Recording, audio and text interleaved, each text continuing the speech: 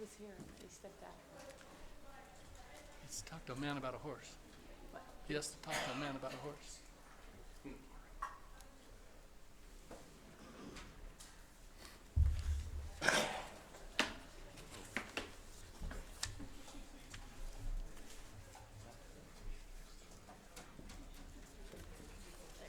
Okay.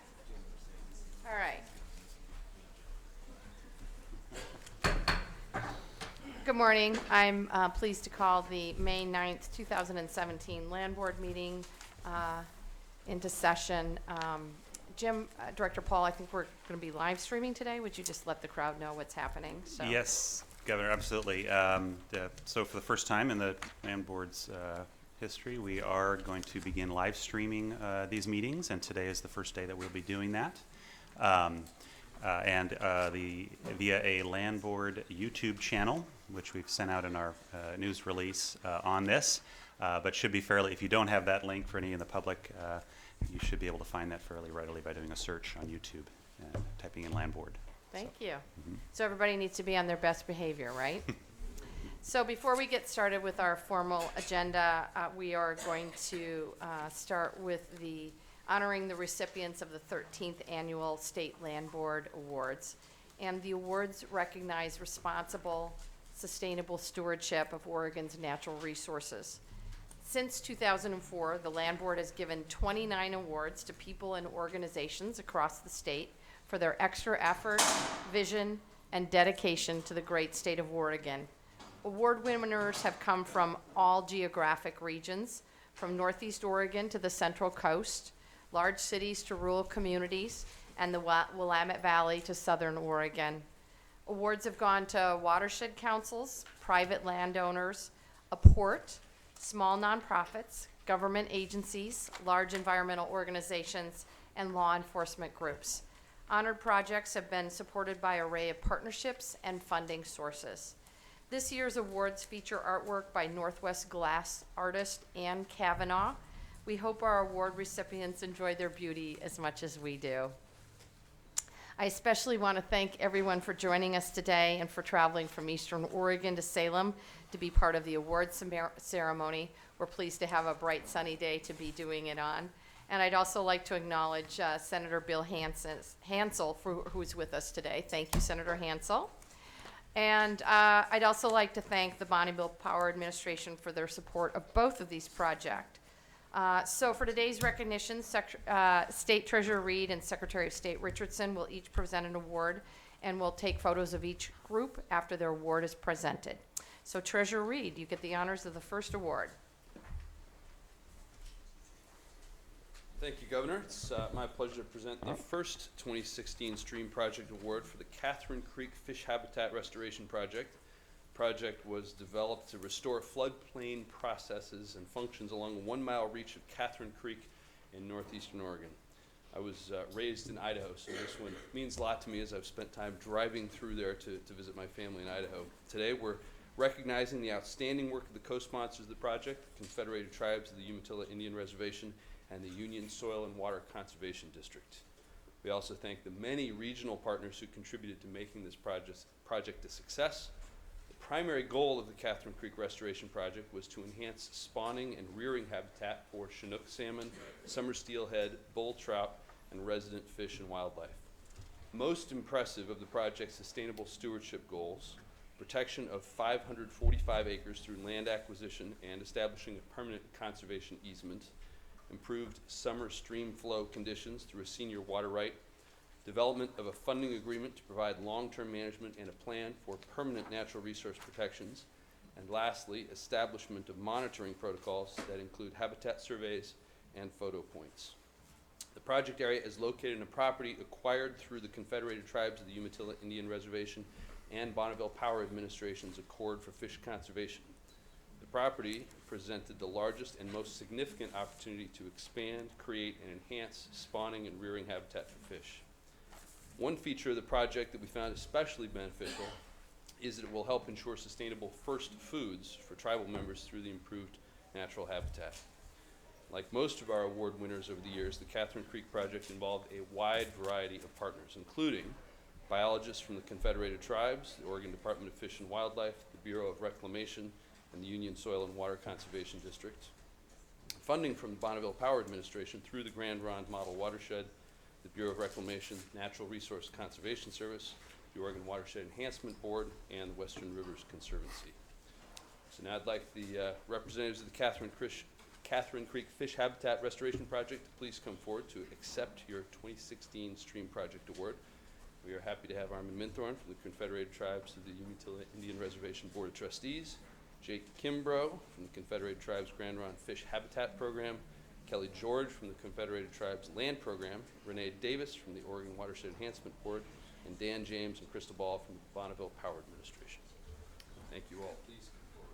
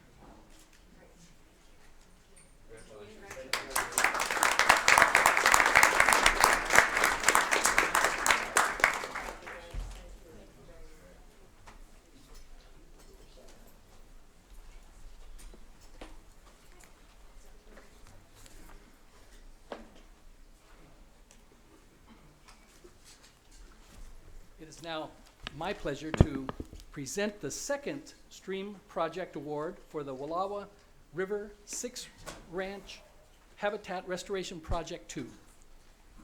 This collaborative project restored 1,800 lineal feet of the Wallowa River in northeast Oregon to a more historic and natural condition, with functioning wetlands, activated floodplain, and stable stream channel. One of the more impressive aspects of this project is the private-public partnership that was created by 6 Ranch owner Liza Jane McAllister.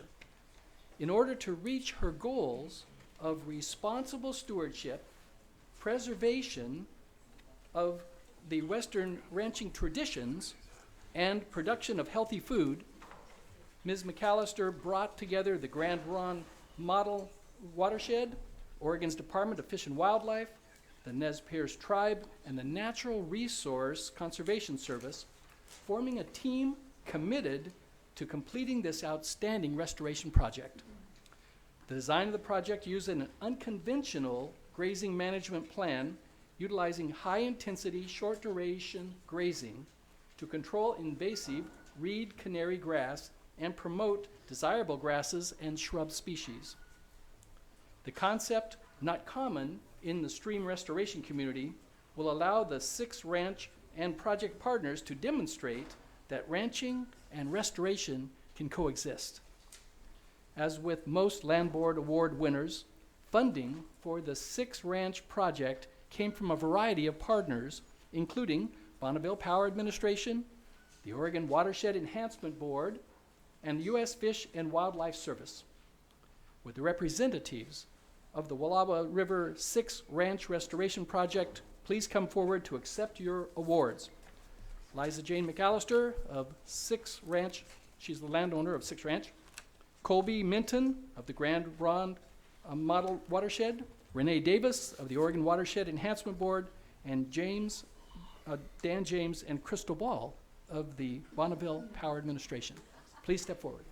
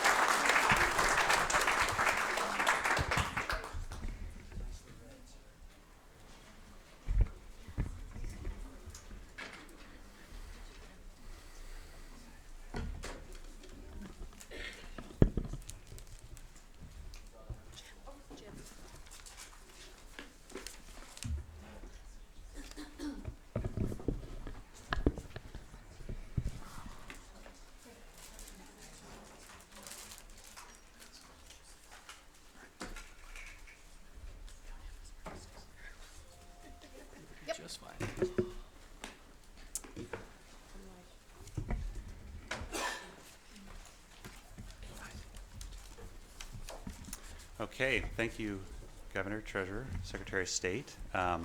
Before we get started on our formal agenda, we do have one more item we'd normally address in our other category at the end, but I'd like to move it up to right now. That is a recognition of sorts. We are about to lose to retirement. The department is about to lose to retirement an employee that's served the state for more than 30 years. She is a right-hand person, and she's been a rock for many DSL directors in her career. She started her career back in the late 1980s, serving in the front desk of the agency. Left the agency for a little while, came back, I believe in 2006, and has served under 4 directors since then. This is the Land Board Secretary, Lorna Stafford, who will be retiring at the end of July. She's going to be sorely missed and irreplaceable, but somehow we'll manage through it. And we have a couple things we'd like to present to you, Lorna, and thanking you for your long service to the state of Oregon and the State Land Board.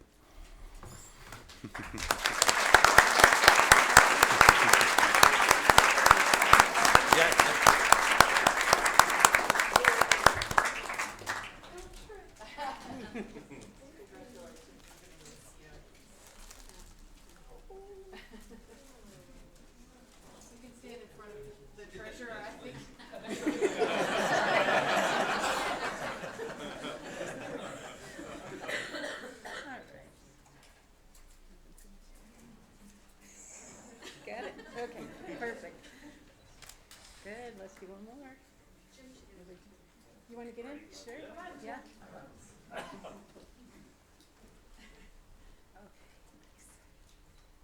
Good, and one more, hold on. Okay, here we go. Great, thank you.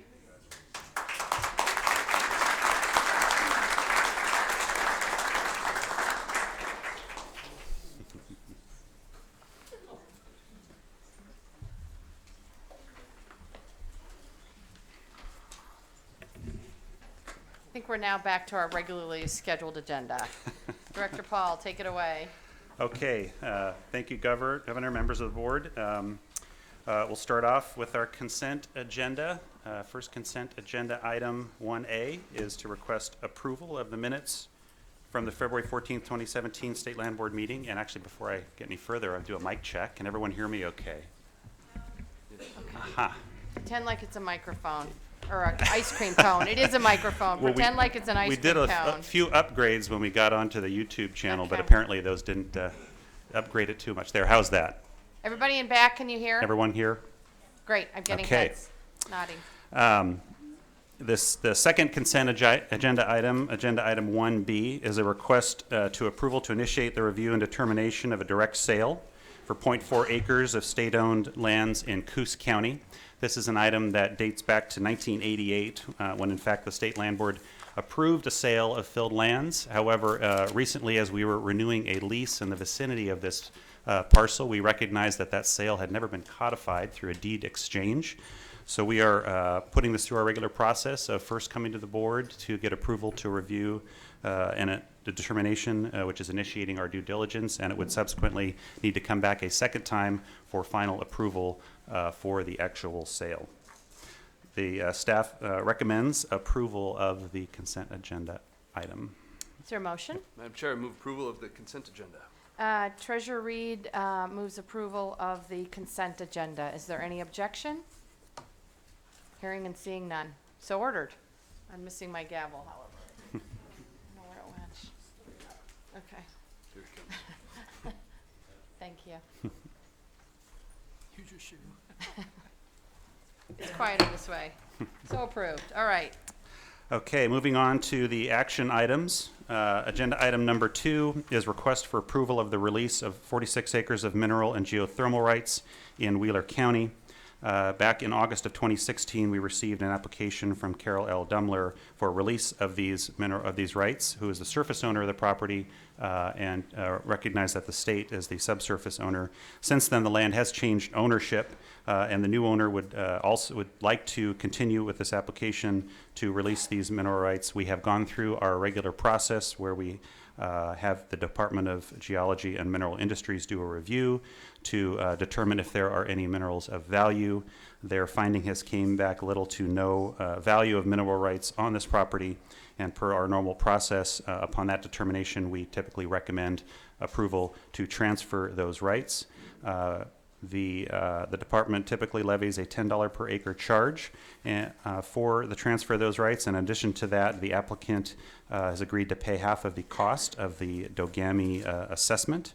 And the recommendation of the staff is to approve the release of these transferable mineral rights for a total amount of $1,885.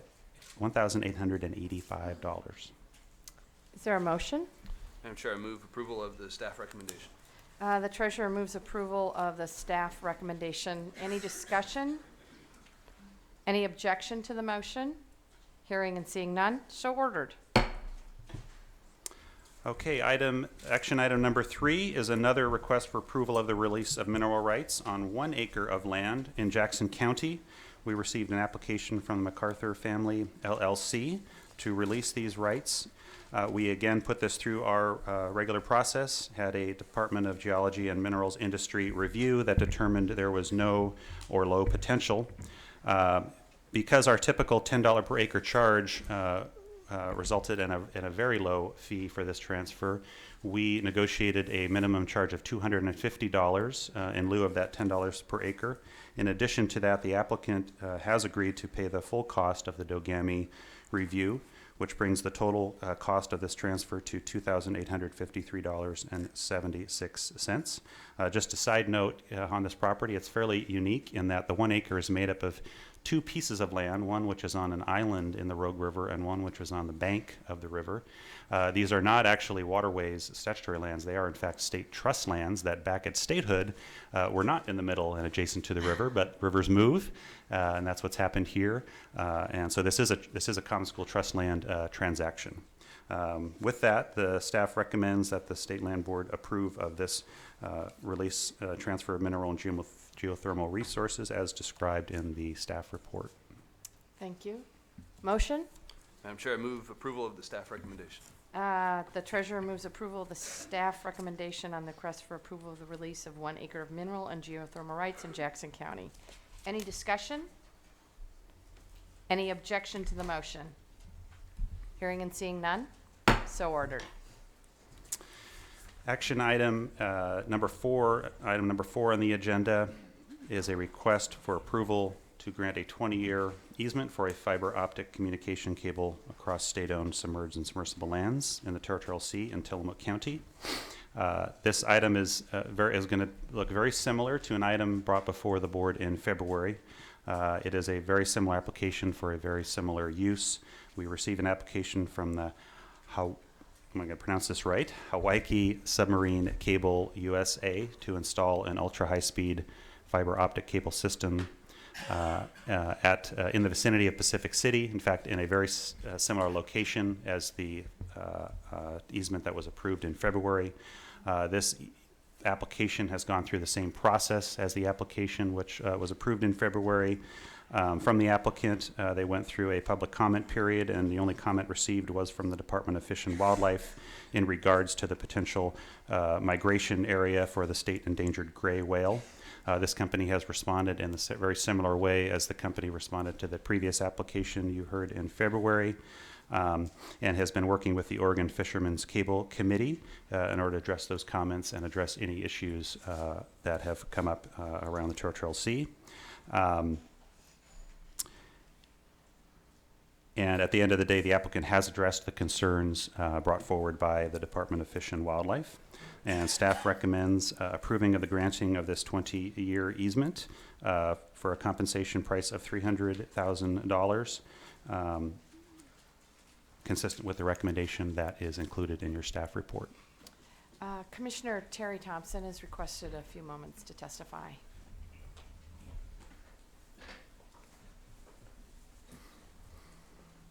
I promise you, I'm Terry Thompson, Lincoln County Commissioner and past state representative. It's always enjoyable to be here and meet on this subject because But I promise you, I'm not going to show up every meeting and give you $300,000. It's unusual to have two quite this close together. The advantage of this cable is it connects New Zealand, Australia, and the Pacific Islands with the United States to create markets for those countries. It's a huge advantage. We've been about 5 years, I think, since we first started to talk about this, but its date has finally come for the permits to be granted. It's a good thing. But I would like to take a moment to talk to you about the relationship on the last cable and what started with this one. TE Subcom is the cable laying company that we work with a lot. They have 450-foot ships, and they're like Star Wars ships that you can go out and do virtually anything in the ocean with ROVs, plows, and all kinds of equipment and unusually talented manpower. Scott McMullen is the director of Oregon Fishermen's Cable Committee. He happens to be at sea right now on one of the ships doing something very unusual and good for the state of Oregon. Because of the relationship over time, and I give a lot of the credit to the Department of State Lands and to the people that we work with around the world on undersea cables. They actually, well, let me try to give you a description. There's a cable out there that was first laid before the Oregon Fishermen Cable Company ever came in existence. And it's dark fiber, more or less, it's gone. In the bankruptcy suit, they sold off all the equipment shoreside, but an old cable has no value, so nobody wanted it. So they left it with no ownership. So if a fisherman was to hit one of these cables, it would have made it so that the fisherman would have had to pay the cost, or the insurance company would have had to pay the cost, and a potential disaster. If you hit something like that and you're hung up in bad weather, you can flip a boat if you start to pick it up and then it drops back. So the cable company from Microsoft, they're out there working now, and they are cutting the cable so they can lay another cable through it. You don't want to lay them over the top, especially if you're going to plow them a meter deep in the mud. So they went in and cut the end. Of course, to do that, they have to pick it up. Well, that cuts it this way, and according to the International Cable Committee, they would go to the outside and pick it all up. And of course, then they would lay the other end back down on the bottom, which creates a hang-up to the fish boats with no ownership now. So Scott started talking, was a little upset that something like this would be there for the fleet. So they went to first the owners, of course, they didn't project it. The contracts don't show it. But when he talked to TE Subcom, they said, well, I'll tell you what, we'll go back and cut this cable at that point and pick it up. That's 13 miles of cable they now have on board the boat that's coming to Portland. I'm not sure what'll happen with it. I think it's old cable and not worth anything.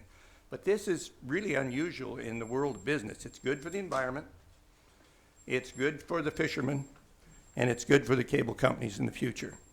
It's very unusual. I've given you a letter that I described better because he's at sea and can talk better about it, but this is the kind of things that I'm glad to report. If we had to pick up the bill, it'd be a lot, I can tell you, to go that deep and do it. So it's another positive thing by having all of us working together in a partnership. So, thank you. Thank you, Commissioner Thompson. We appreciate your collaborative efforts. Any questions? Guess they're going to let you off the hook today. All right, we have a motion on item number 4. Madam Governor, I move that we accept the recommendation of the staff on item number 4.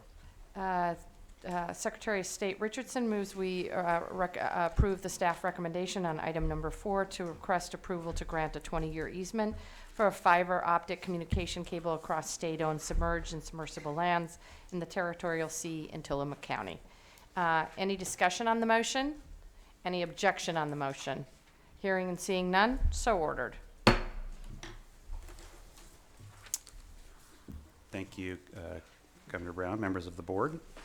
Move on now to the next action item, item number 5, status report on the Elliott State Forest ownership transfer opportunity.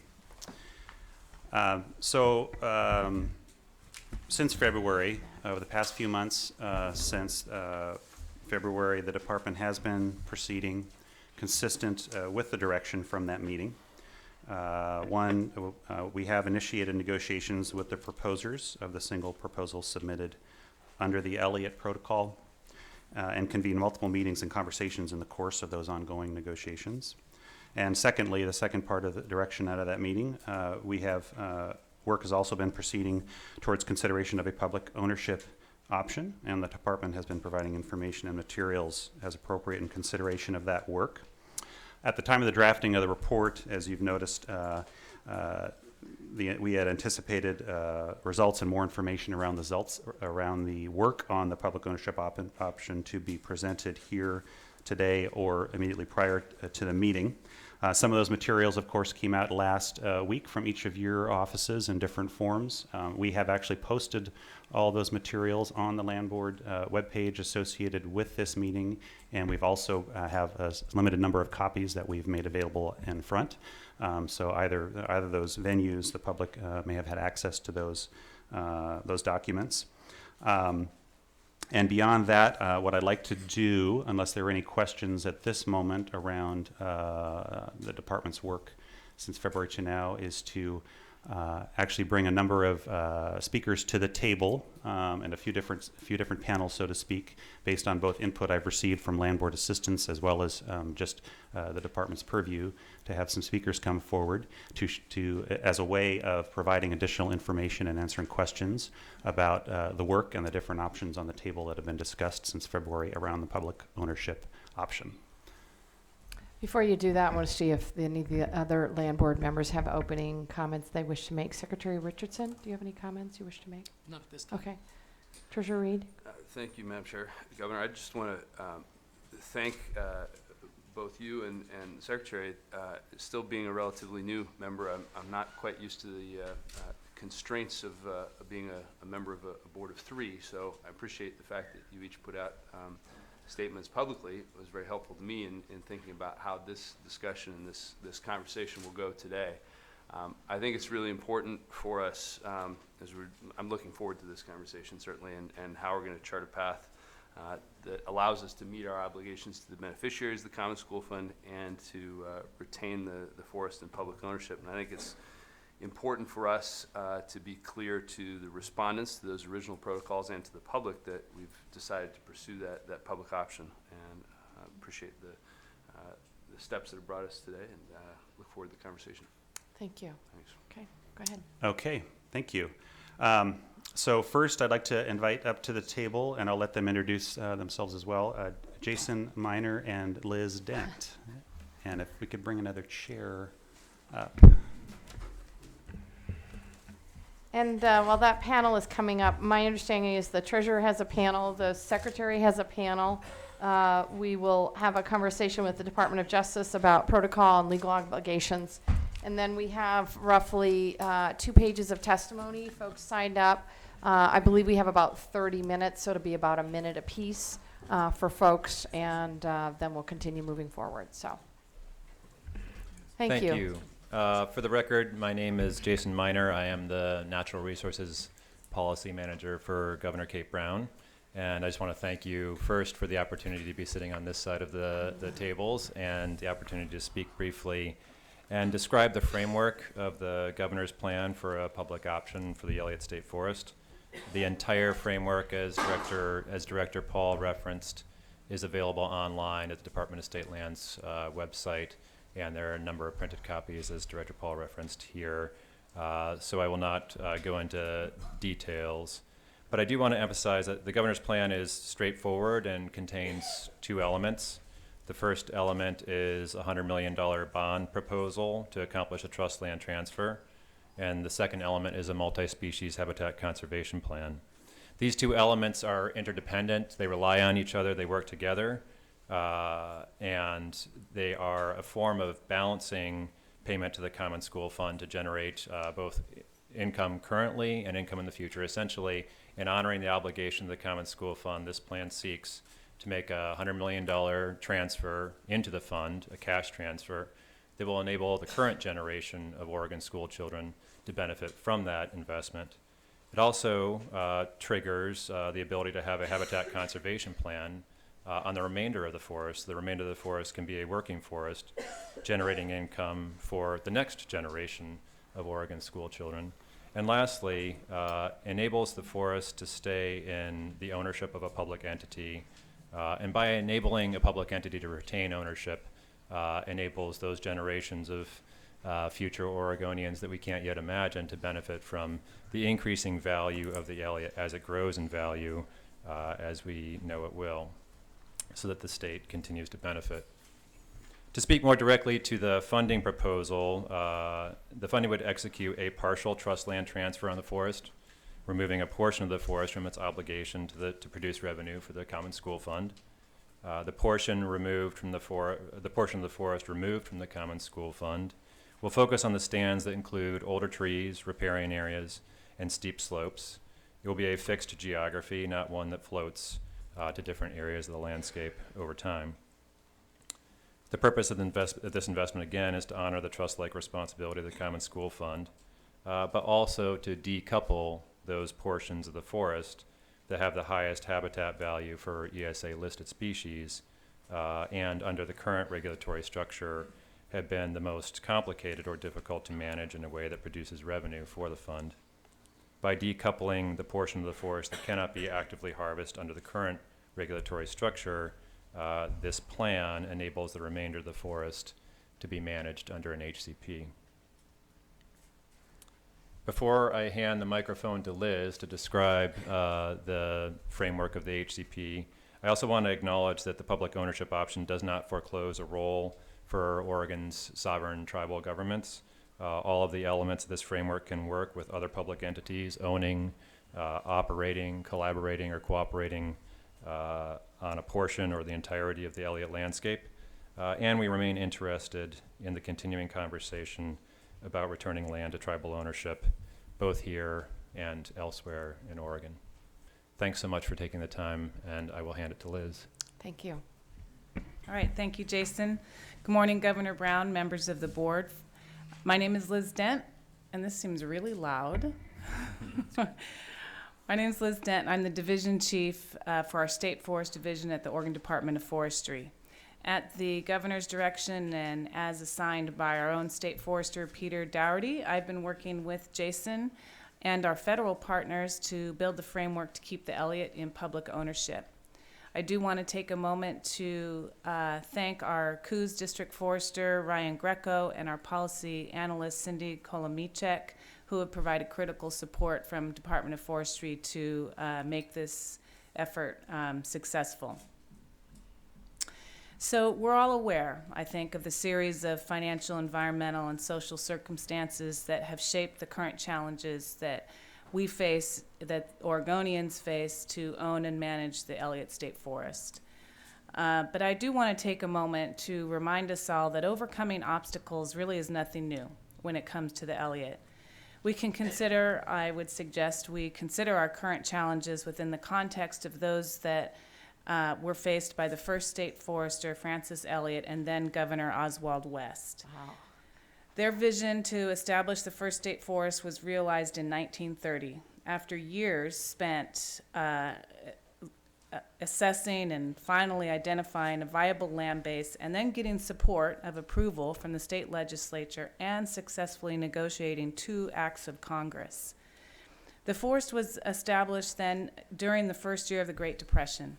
So there was no funding to cover the management costs of this young second growth forest that was fire regenerated and with steep slopes and no roads.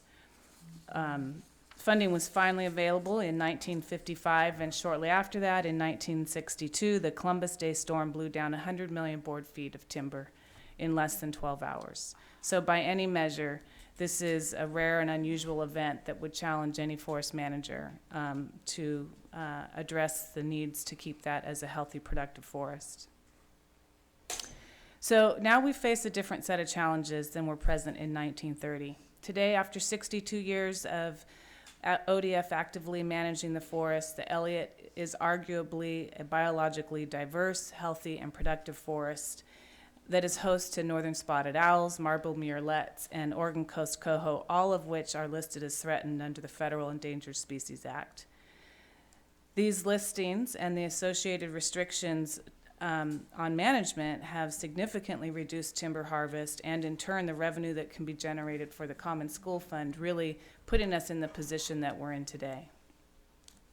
I would argue there are very high expectations and often competing priorities from the public on what the Elliott can and should provide for Oregonians. A viable solution to this complex set of challenges of owning and managing the Elliott requires collaboration, a diversity of revenue streams, and assurances that the outcomes will be lasting. To that end, the State Land Board, Department of State Lands have continued to pursue solutions with great efforts, particularly over the last 5 years. So Governor Brown outlined an approach that combines a habitat conservation plan with up to $100 million in state bonding capacity, as Jason just described. The $100 million investment decouples a portion of the forest from the Common School Fund. I would argue that the only way to keep this forest in public ownership as a working forest is with an HCP. An HCP is a long-term programmatic ESA compliance tool that articulates conservation measures for threatened and endangered species.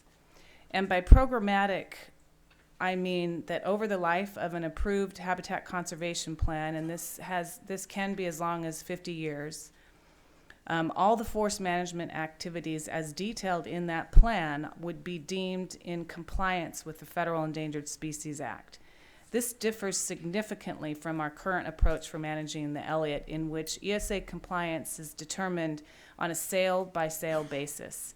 This current approach is costly, it's inefficient, and it lacks long-term certainty to manage the forest, as well as present long-term certainty for protecting and conserving in threatened and endangered species.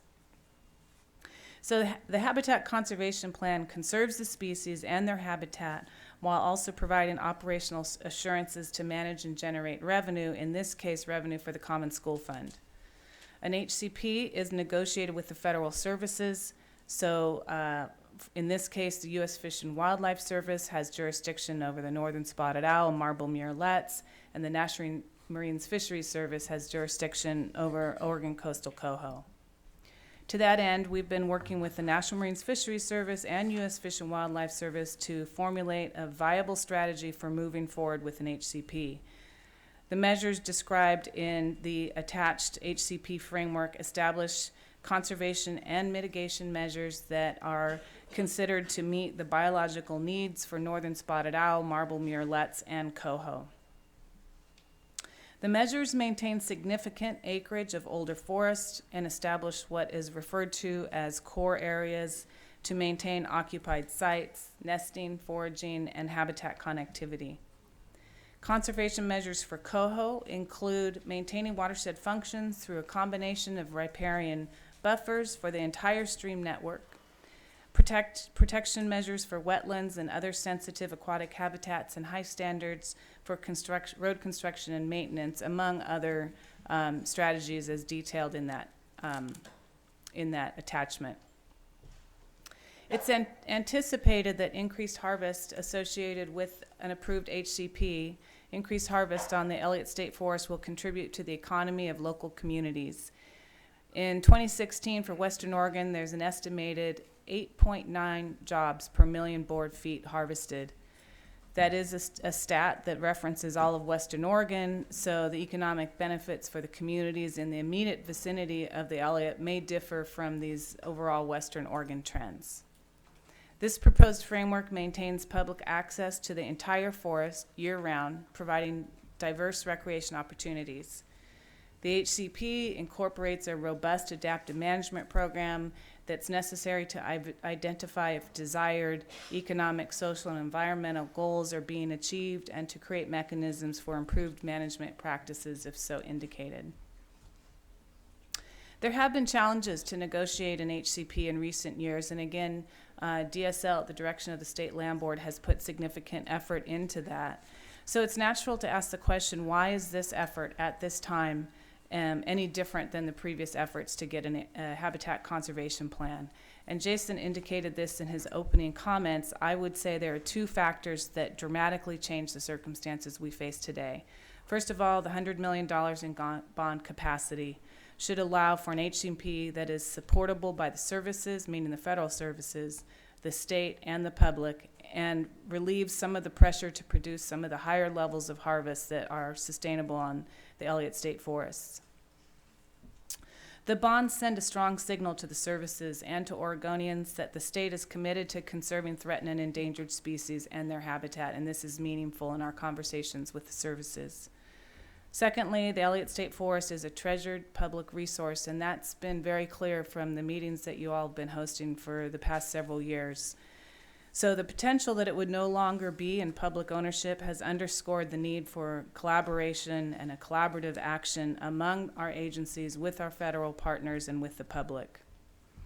Both the U.S. Fish and Wildlife Service and the National Marine Fisheries Service have stated that this HCP framework outlines a reasonable approach to manage the forest with strategies for conserving areas occupied by listed terrestrial and aquatic species while also meeting our goals such as timber harvest and recreation.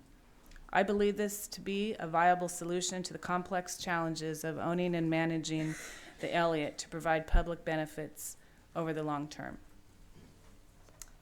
Thank you. Questions? Treasurer Reed. Thank you, Madam Chair. Thank you both for your work and your testimony. Ms. Dent, I'm clearly not an expert in the Habitat Conservation Plan process, but I wonder if in the development of it there might be lessons learned that could be applied to other work that the Department of Forestry is doing. Governor Brown, members of the board, there are certainly lessons learned, and I think I would start my answer by saying that we actually brought years of lessons learned to this current conversation. And what that has done is allowed us to enter in the conversation with the services with a sound footing. In terms of this exact process to date, I would say an important lesson learned is the power of the importance, the services and the state recognizing the importance of keeping a land in public ownership that's highly constrained by I'm sorry to interrupt. I may have asked the question a little bit unclearly, if I might follow up. I'm wondering if at the end of this, however that goes, and a habitat conservation plan is developed for the Elliott that's successful and approved, if there is content, if there are significant and specific things from that might be applied to other state forests and other work that you anticipate the department doing going forward. Okay, got you. Certainly there are. In part, the strategies that we've been exploring for the Elliott State Forest apply to forest management for these species that are found up and down the Coast Range. The ecological setting for the most of our acres that are owned by the Board of Forestry are pretty different than what we have on the Elliott State Forest. So I'm thinking about the 600,000 acres in our Northwest Forest area, so Tillamook, Clatsop, and Forest Grove areas, as well as outside Philomath and Western Lane. Not only are those different than what we have on the Elliott State Forest, but there's quite a bit of variability even among those districts in that land base. And so there would definitely need to be a step back and evaluate what's applicable in terms of conservation strategies for those districts. It seems like that may be a real positive, though, and to the extent that that does happen, I wonder about the cost of that work being shared beyond just the Common School Fund. Thanks. Question? Secretary Richardson. Thank you. This, I think, is for you, Jason. Have you the figures as to what it's going to cost to maintain and pay back a $100 million bond over 25 years?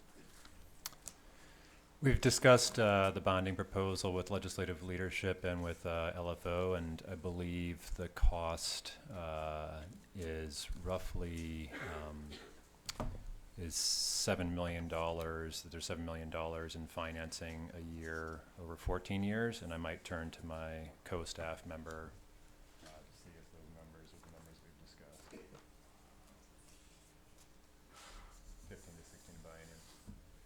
15 to 16 a biennium. Okay, but the 14 years, I did check on that, and I thought it was for 25 years, and that the total payback will be almost $200 million, which means, we're borrowing 100, and we're going to be paying back in interest, almost 100, and at $7 to $8 million a year in payments, it's like borrowing from your credit card and then investing it in a mutual fund. And so the expectation is going to be that we will generate enough money to pay back the loan. And if we don't harvest at least $7 to $8 million a year, then we won't even break even. Is that basically your understanding of how the borrowing and the payback would work? I appreciate the analogy, and I would, the total payback amount, I think, depends on the bonding vehicle, because several of the different bonding approaches have different financing rates. But the number close to just shy in the 190s is the number associated with certificates of participation. And I think it's important to point out in the analogy that the cost of financing the bonding is borne by the general fund. The way that the forest is operated under the Common School Fund, revenue from the forest would continue to be obligated to the Common School Fund, not to paying back the bonding. So by bonding, the analogy I would use is by bonding on this forest, you are freeing up the forest to be actively managed. The bond itself generates $4.5 million a year for the Common School Fund as part of its cash investments. By bonding, you are able to manage the rest of the forest through an HCP, which you would not otherwise be able to do but for the bonding. That too generates revenue. Those two numbers combined should exceed the financing cost of the bond, but half of the revenue number goes to the Common School Fund. The entirety of the revenue number goes to the Common School Fund.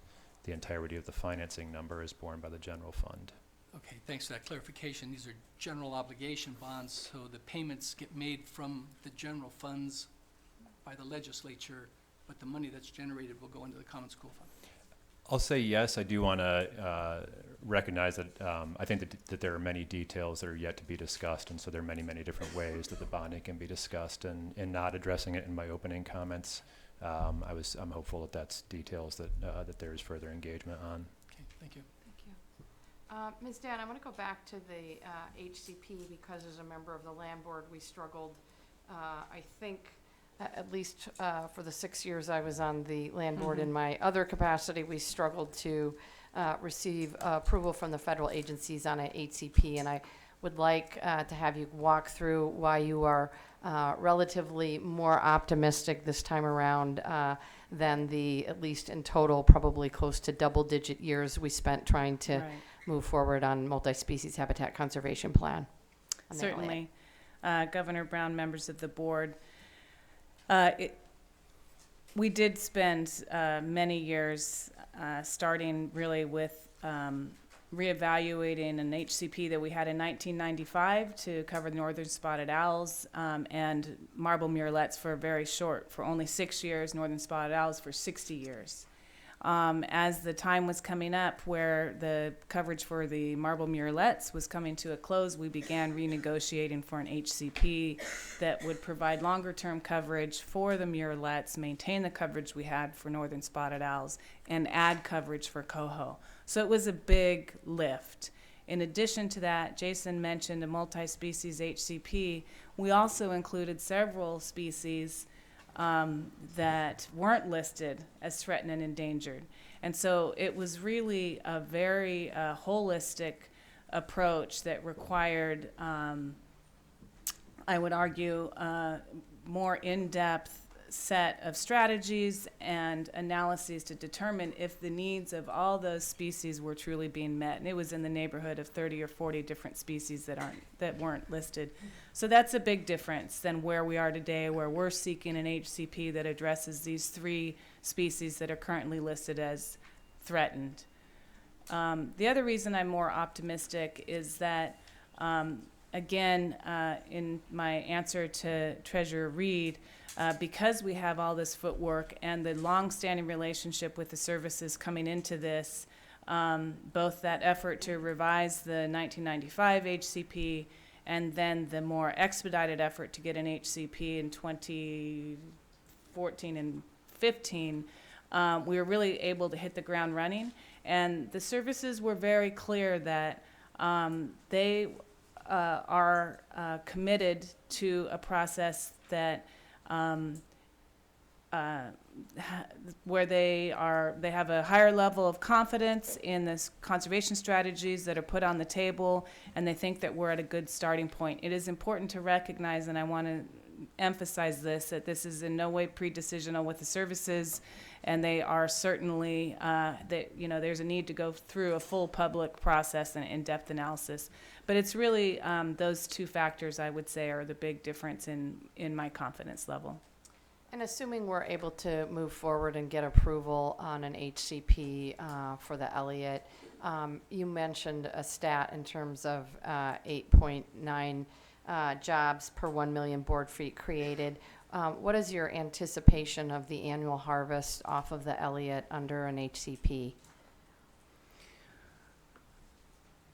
The way that I'm thinking about what the potential harvest level could be is, again, looking back on the previous habitat conservation plans and the harvest level leading into those. So if you'll allow me this for just a minute, prior to the listing of the northern spotted owl, we were harvesting, I want to say, roughly 30 million board feet a year. Someone in the back is probably going to correct me on that, our district forester from Coos. And then with the HCP that we achieved with the northern spotted owl, we then dropped to 25 million board feet a year. And so I would anticipate that now with adding murrelets and coho that we would anticipate yet another drop in harvest levels. We've been thinking along the lines of roughly 20 million board feet a year. It will take significant analysis around what the strategies are that we end up with, where the harvest units are actually distributed across the landscape to really understand, and those stand characteristics to really nail down how much could actually be harvested. And it would obviously need to be the harvest level, and the distribution of those harvest units across the landscape is going to be driven by the biological needs of the species. Thank you. Any other questions? I have a question. Secretary Richardson. Thank you. So I have a question about the HCP. My recollection was that it was like we've been without it a total like 15 years. What happens? I mean, these assumptions are if there's going to be just this turn, and now we're going to be able to get it. We have a new administration. We have lots of different things going on. What makes you think that it's going to be obtained now, because we're making assumptions that we haven't been able to act on for years and years, and what happens if it isn't approved? My understanding is that there will be no sales planned for fiscal year 2017. Okay, I'm sorry. That help? Okay. That there's no sales planned for fiscal year 2017 on the Elliott, and what happens if we don't get the HTP? Secretary Richardson, I might address briefly what is different and then hand it to Liz to answer all the hard questions. Three things that I think are fundamentally different. First, we have a evaluation of the forest, which we did not have in prior HCP conversations. There was an appraisal for $221 million. And that appraisal is different than what I think the expectations of the value of the forest were in prior HCP conversations. With an actual bona fide appraisal of the forest, it's enabled the conversation to go forward because everybody's expectations are more realistic around what the forest can bear. As Liz pointed out, the expectations of the forest are many and diverse. And with an actual fixed number as to the value, it's easier to understand what kind of revenue generation you might actually expect from a $221 million asset that has many other values as well. Second, the bonding proposal has, as Liz mentioned, changed the perspective of the services and changed the ability to have this conversation because much of the ground on which the conversation broke down were those areas in which we might not be in agreement as to how they should be managed from a scientific, social, or economic perspective.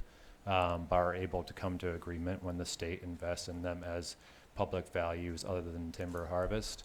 And third, I do think that the services have just been much more interested in talking with the state under a new administration, and in recognition that the forest is, there is the possibility of transitioning the forest out of public ownership. Those are three things that I would point to that I think are dramatically different than in years past. Okay, thank you. I actually would like to go back and correct the record because I looked at my notes. And in fact, prior to the listing of the northern spotted owl, the Elliott was producing 50 million board feet a year. And I just wanted to revisit that and bring that up to highlight the fact that it is truly a very productive forest. And there, depending on the mandate and goals and vision of the landowner, there are ways to manage sustainably that may differ than if it was in public ownership. So I do just want to make that point. And then Secretary of State Richardson, just going back quickly to the length of time we've been managing under the HCP with the 1995 Alum Murelet HCP, we managed successfully for about 15 years, and we're generating that 25 million board feet a year. So that was not terminated until 2011. And the reason for that was we had spent several years, again, trying to revise that plan in anticipation that coverage for the Murelet was going to expire. Just to clarify, I thought you said a few minutes ago that the Murelet was only 6 years, and so that took you to like 2001 or so, and that that it expired in 2001. The coverage for the 1995 HCP was for 60 years for the spotted owl and 6 years for the Murelet. And so in anticipation that was going to expire in 2001, we began renegotiating an HCP throughout that time frame, even though we still had coverage from the 95 HCP. Sorry. So we still had Okay. I'm sorry, go ahead. Maybe if the director, could you clarify this for me? Because my understanding was that there was no HTP after 2001. There was some cutting that's been going on, Sure. but that it wasn't just an assumption that the HTP was still in force. Yes, Governor Brown, Secretary Richardson, I'd be happy to clarify. So in 1995, an HCP was adopted that covered northern spotted owl and marble murelet. That HCP for the murelet had a 6-year term, and for the spotted owl, as Liz Dan said, had a 60-year term. In 2001, so the murelet piece expired, but the spotted owl piece was still in place.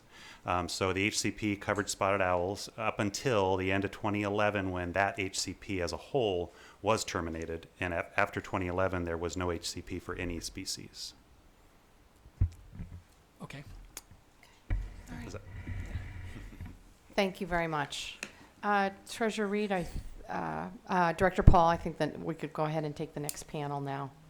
Okay. Is he going to introduce him? Okay, great, all right.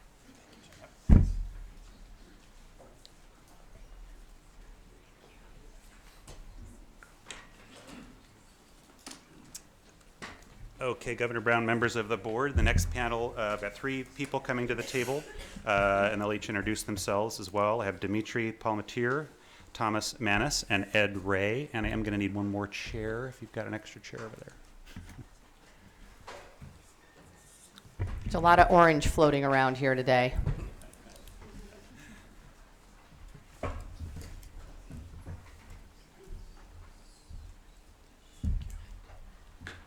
you.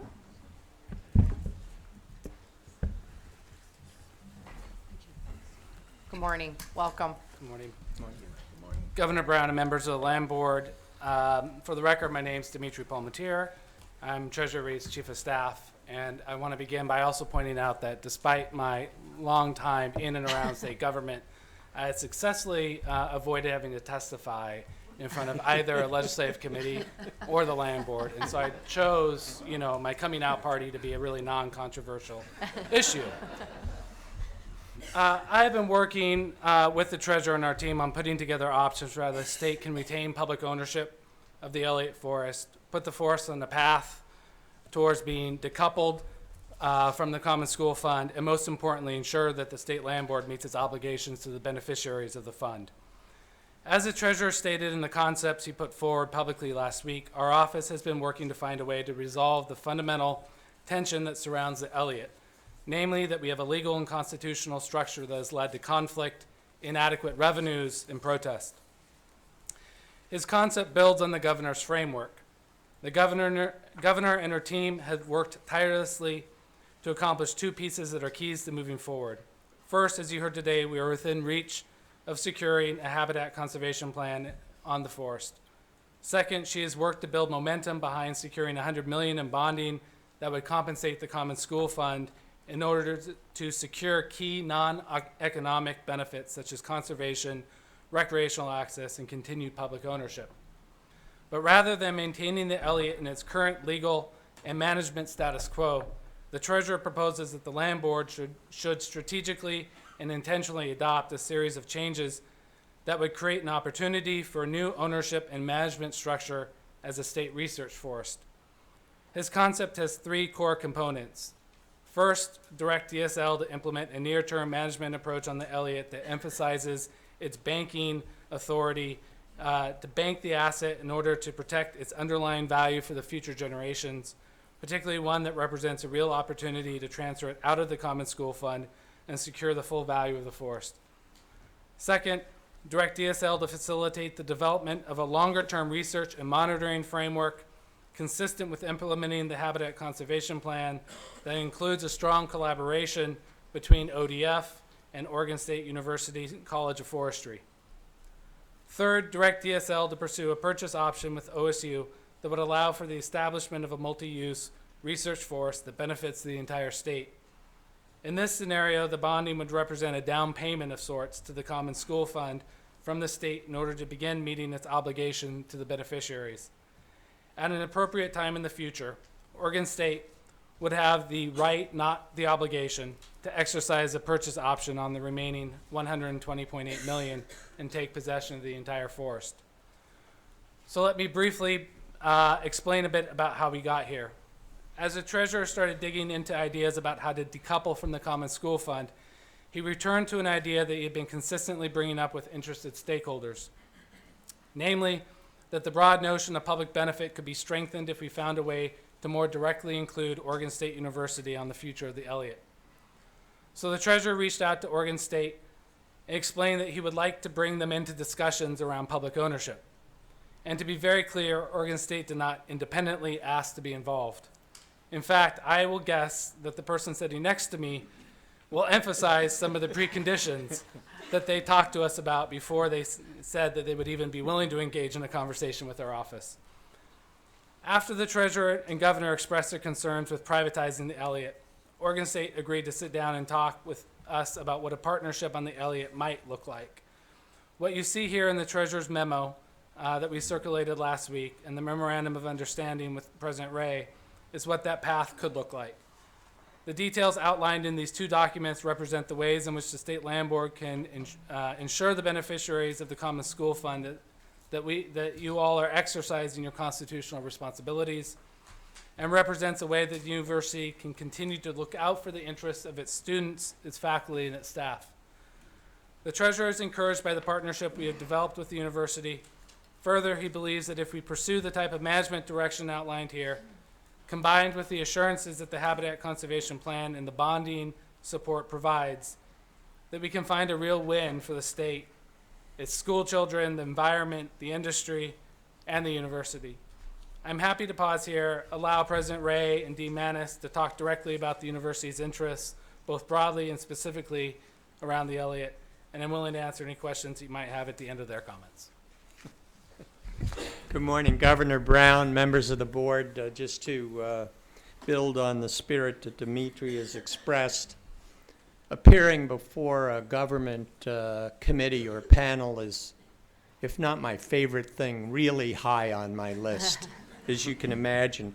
I want to just revisit a little bit of how we got to where we are, and I think it requires some explanation because, in fact, The College of Forestry at OSU wrote initially in support of the Lone Rock Timber Company bid for the private purchase of the Elliott Forest.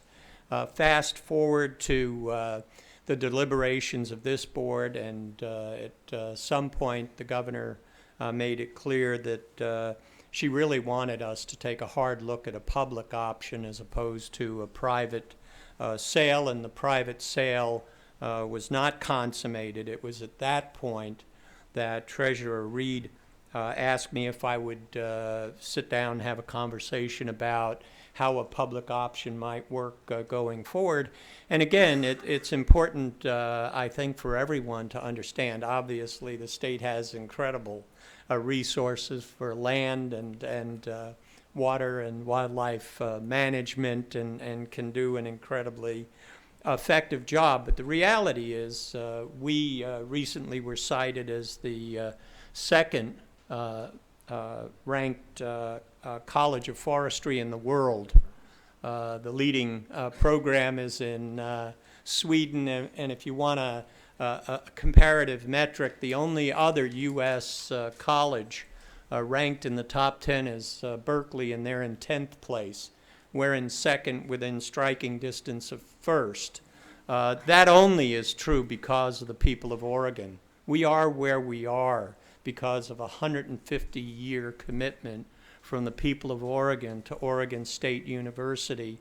And Oregon State University has a very clear understanding of our 150-year obligation to this point to be in the service of the people of Oregon and effective policy going forward. So we agreed to be involved in discussions, to bring our colleagues' expertise to bear on whatever the issues are that need to be sorted out, and to do our level best. I would be less than candid if I did not tell you that I came into the Capitol not seeking to buy a forest, but I came in to try to get as close as I could to getting $69.5 million for the second academic building at the Cascades campus. We have private matches there. We're close to 8 of the 10 million in donor funds that we promised we would bring to this issue, and the students there have voted $5 million in levies on themselves to help pay for a student success center to be built there. If I have a concern at all about this, and I've shared this with the treasurer, it is that capital funds seem to be hard to come by, knowing that there is yet another issue to be resolved. $100 million in bonding for the Elliott Forest to put into the common fund just seems to make what I came into the building to try to accomplish look that much harder to me. But again, let me be very clear. We have the second-ranked College of Forestry in the world. We exist only because, at that level of quality, because of what the people of Oregon have committed to us. And we understand we have an obligation to do everything we can to support the state in its objectives going forward. The treasurer, in a burst of imagination, came up with the possibility that maybe OSU could purchase the Elliott Forest for teaching and research purposes in the, if not near term, medium term. It really requires that a habitat conservation plan be developed, and I think people have already heard a little bit about the drama associated with, in fact, accomplishing that historically, even though there's apparently good reason to believe that it could go more smoothly forward than it has in the past. And for us, whether we would in fact want to exercise the opportunity to purchase the forest, that would be a function of what the requirements and constraints of a habitat conservation plan would be, and how viable a business plan could be that would yield revenues from timber harvesting that would in fact retire any debt associated with the purchase. I haven't got $120 million lying around. I don't expect to have it in the future. So the workability of the timberland is a critical element of whether or not there is a sustainable path forward for ownership for the university, and that very much depends on the details of the habitat conservation plan. I'm happy to answer questions, but I'll stop there and turn things over to Thomas Manis, our Dean of the College of Forestry. Thank you, Ed. Governor Brown, members of the board. My name is Thomas Manis. I'm Dean of the College of Forestry at Oregon State University. I'm going to try to be as brief as I can, but I want to make a number of key points.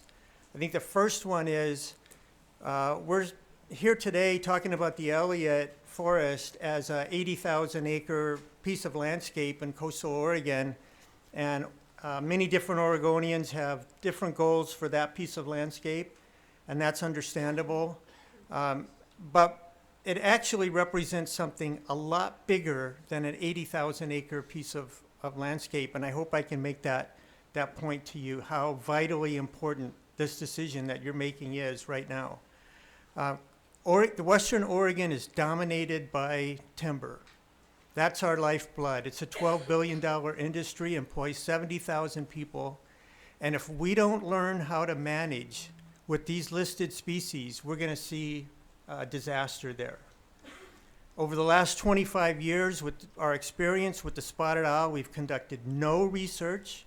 We've learned nothing about managing with spotted owls through research. We have no place to conduct research, where it's impossible because of NEPA and other rules to even start a research project to understand how active management actually affects habitat. What we've seen over the last 25 years is that the population of spotted owls continues to decline. We're not doing anything in the forest to actually improve their habitat and improve their chances of survival. And we haven't learned a great deal. And we've got to stop doing that. We have to learn how to manage with these things or we're going to lose it.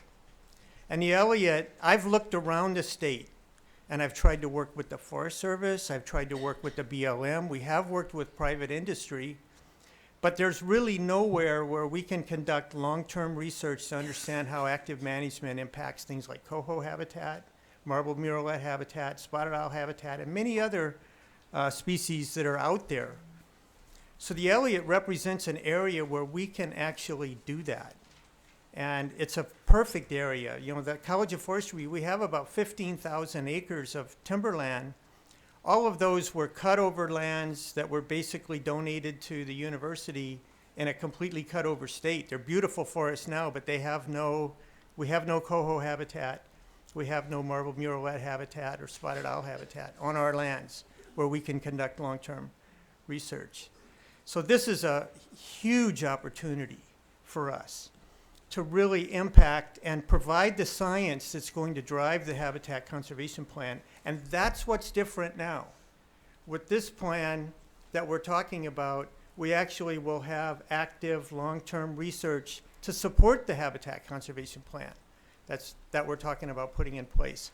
And I think that really makes a tremendous difference.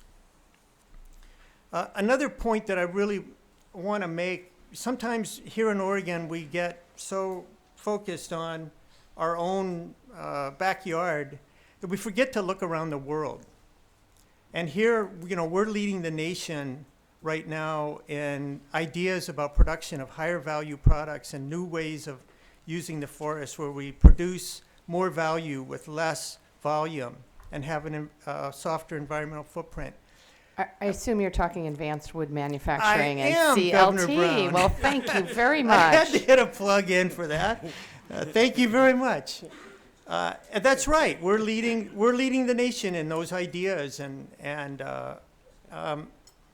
it's what I wanted to say to you is that Oregon, Western Oregon, is from an environmental perspective the best place in the world to grow trees. And it just is.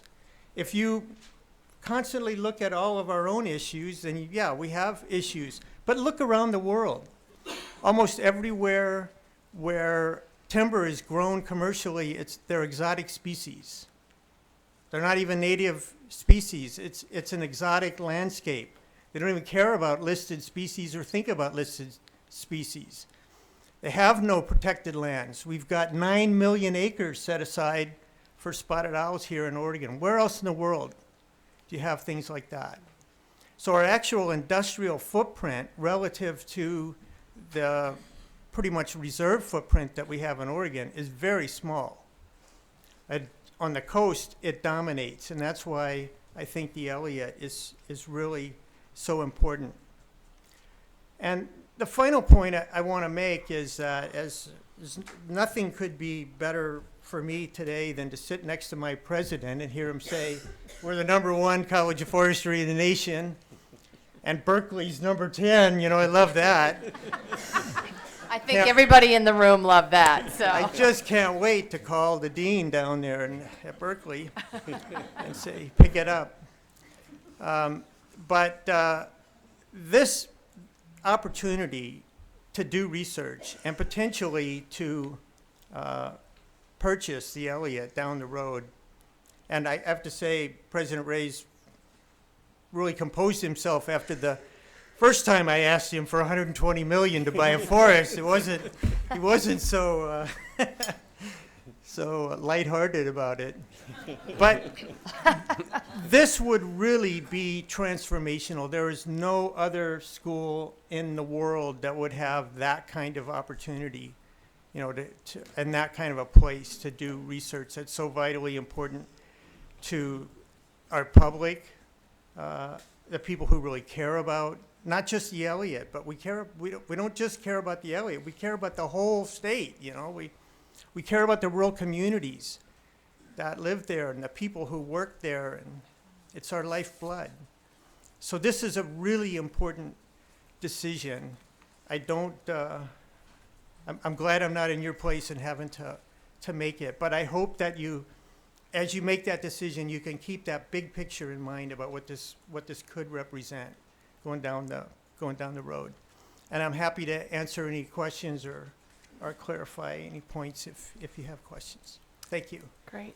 I actually do have a question, and it concerns the rural jobs, the rural economies, and the jobs created by timber being taken off the Elliott. And I think Ms. Dent talked earlier about the roughly 8.9 jobs created for every million board feet that come off the forest. And I'm curious, when you talk about working forests and the research, does that mean harvesting as well? And how do you see that impacting the economy of Coos County and Douglas County, and the impact on the milling infrastructure in those communities as well? That's a great question. And yes, that's exactly what we need to do, is to understand the impacts of our harvesting and to learn new techniques. The principal issue that we have in Oregon, I think, is that with Douglas fir being a pioneer species and a species that needs full sunlight in order to grow, we have to create an opening in order to reproduce Douglas fir. One of the things that we would really like to learn is how to create more creative openings so that we don't have to have a big square clear cut to create an opening. And we can do that in these locations. We need to understand, we've done a lot of work on streamside buffers, and we've kind of taken the approach that every stream is the same. You go out and measure temperature in a stream, or you measure pollution in a stream, and whatever you do on the ground is going to have the same impact on every stream, so you need a 100-foot buffer or whatever. And that's not the case. Every stream is different. Some streams are groundwater dominated. Surface water doesn't affect the temperature at all. The main impact of the temperature of the water and the quality of the water is water that's running underground.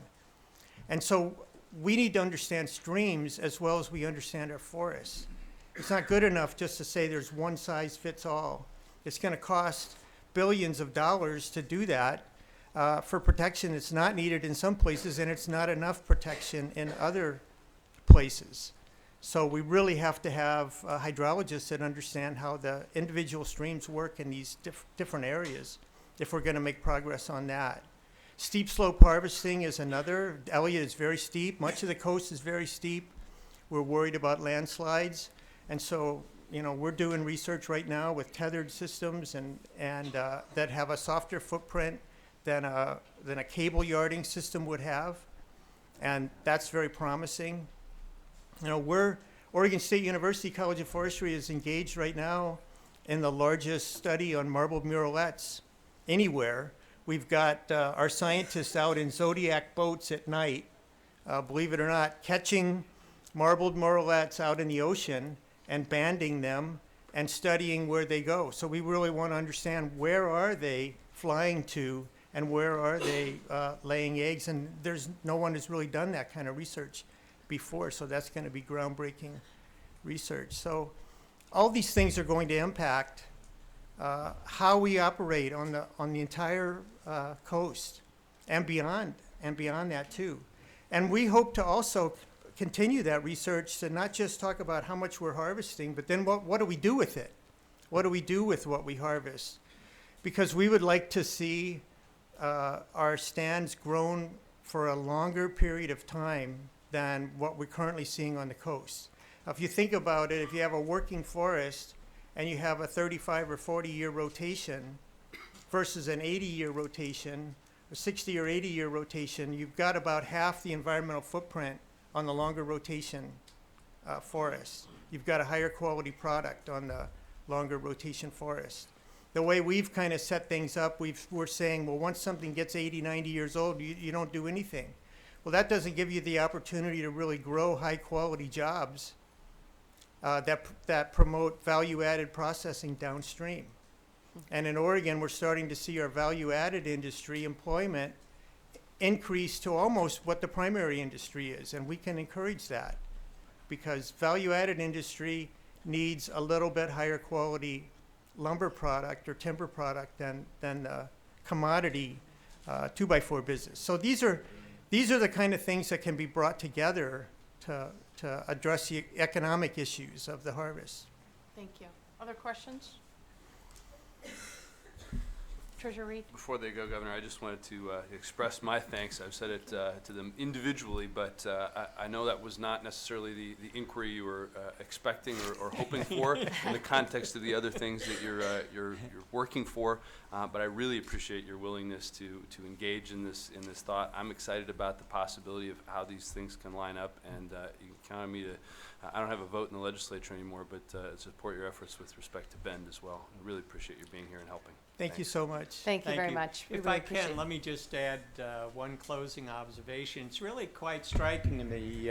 We have donors and people in the industry who are very supportive, and they worry about, for example, will we always have forestry in the name of the college? And what I've discovered over time is we're among the very few that are actually training foresters. And everybody has a stake in that program being sustainable.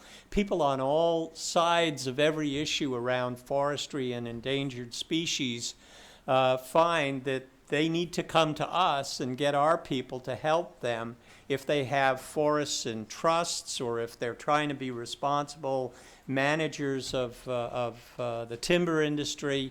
They come to our College of Forestry and ask, how do we manage this well going forward? Part of what we need to do as a College of Forestry and a university, if we're going to be a world leader as we are now in forestry and forestry management, is to create those learning and research opportunities that Thomas talked about, where we can, in fact, get in there and find out what the facts are. We all do better when we deal with facts than impressions about how to manage things going forward. And as Thomas said, this is really a unique opportunity if somehow we can figure out how to make this work in the longer run. Madam Governor? Thank you. Secretary Richardson. Thank you. I just want to congratulate you on the fine work that you're doing, President Ray and Tom. Thank you. You set a wonderful example of what higher education can be, and for the entire country and especially for Berkeley. I would mention that if you get your wish, you may want to consider a law school because the litigation that you'll be buying into would be excellent training for new lawyers being trained. And hopefully, even if it doesn't go forward, the need for access to the public forest to do your experimentation and your research should be available. We should ensure that it's available either way. Okay. Thank you. Thank you very much. Secretary Richardson, while I share in your appraisal and kudos to our folks from OSU, I have to say I'm not sure we need any more law schools in the state. That's just I think a you're right. comment. So It could thank be- you. It could be a joint university kind of partnership. Okay. Thank you, President Ray. Thank you, Dean Manis. Thank you, Mr. Palmetieri. You did great on your first at bat. So. All right. Gomez. Okay. Director Paul, I'm going to turn it back over to you. I think we have a couple more panels. Yes, we have a few more speakers, and hopefully can wrap up within about 10 minutes or less, and then we'll move to public comment after that. I still have a presentation. I still need to speak. Yes, absolutely. Next, I'd like to invite up to the table Bob Zyback and Wayne Giese.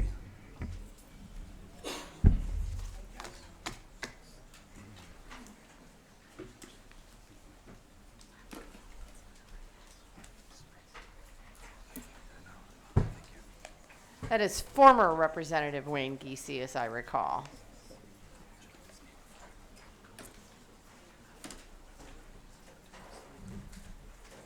That was a long time ago. That's okay.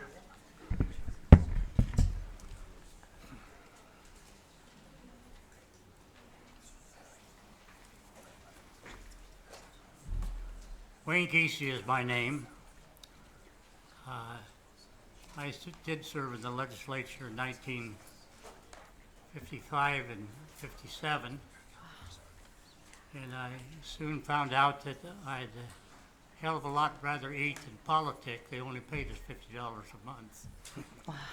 So I went back to work, and here I am. I'm 97 years old. You're 97? All right, that's pretty impressive.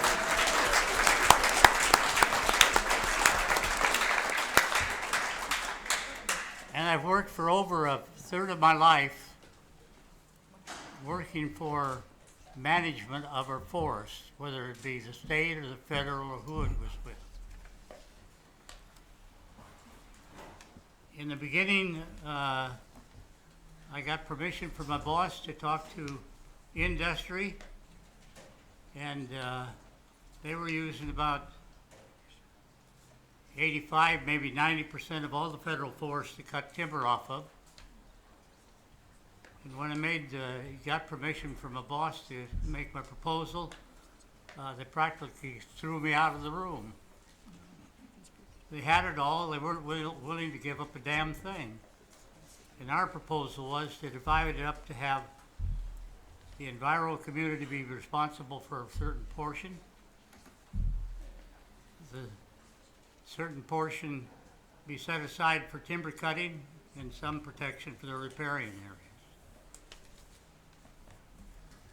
Over time, that has changed some, because we've taken advice from everybody, the enviros, the industry, College of Forestry, everybody else that we could, and finally settled on the national basis of a third, thirds, and thirds for each one of those.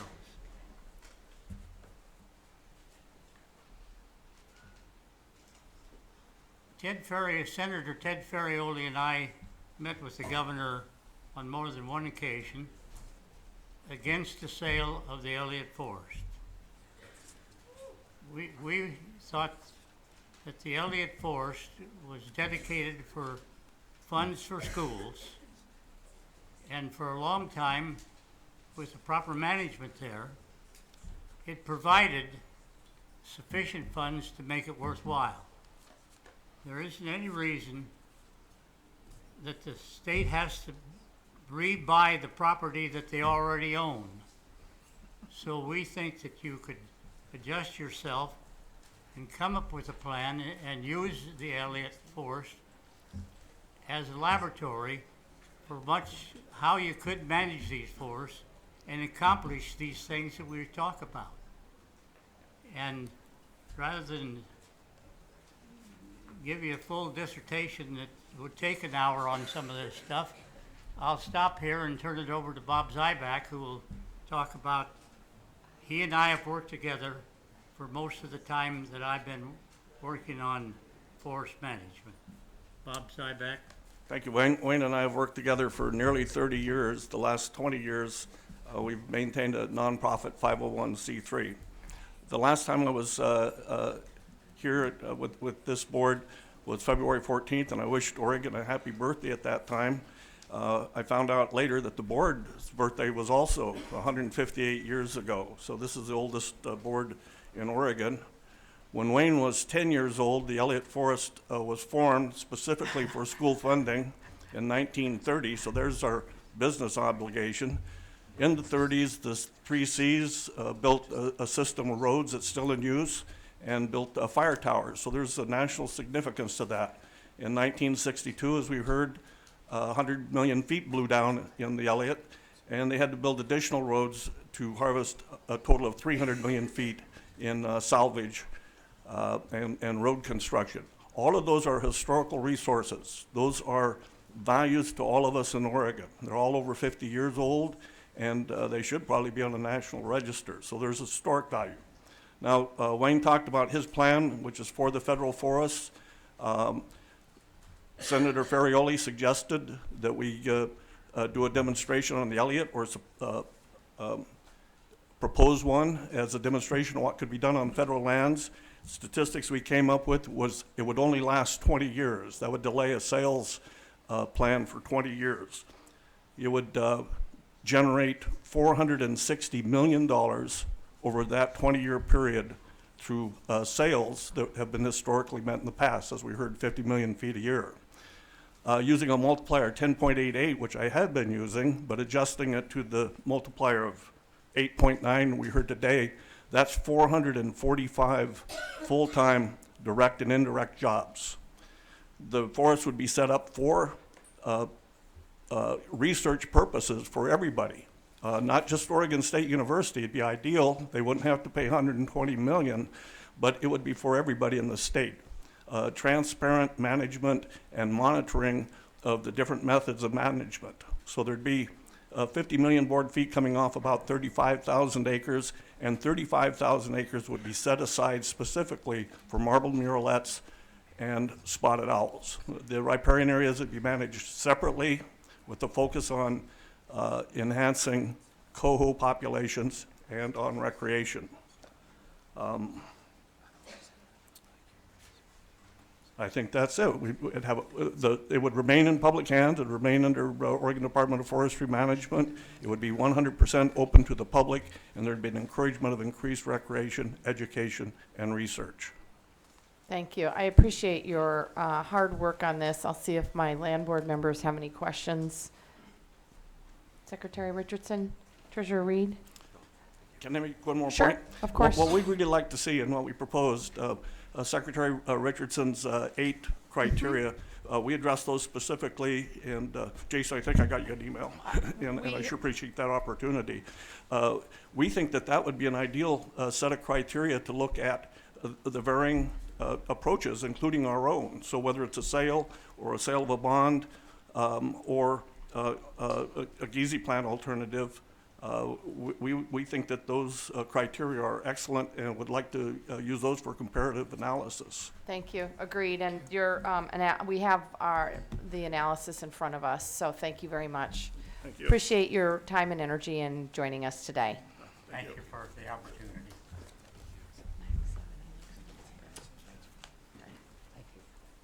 Director Paul? Okay, Governor, thank you very much. Members of the board, got the order a little bit out of order. I'm going to get back in order. I'd actually like to next turn to Secretary Richardson and his staff, Steve, to give a brief presentation of some information that you'd like to Okay. share with the board. And to do that, we have a quick visual. We just need to take less than a minute to get going here. All right, while we're waiting for that, Madam Governor and Treasurer Reed, this is the only time that we can actually talk about this. And so while we seem to be presenting to everyone here, the board meeting is for the three of us to actually discuss what course we're going to follow in, what the alternatives are, and we're grateful that everyone is interested. And so as I'm listening and as I've read what's been presented in the last week, I mean, it's obvious that the sale that, Madam Governor, that you recommended in August of 2015 and that Treasurer Reed and I voted to complete in February is not going to go forward. I mean, it's dead. And so, Please, no clapping. Please, No. thank Member? you. Yeah. okay, I will do that.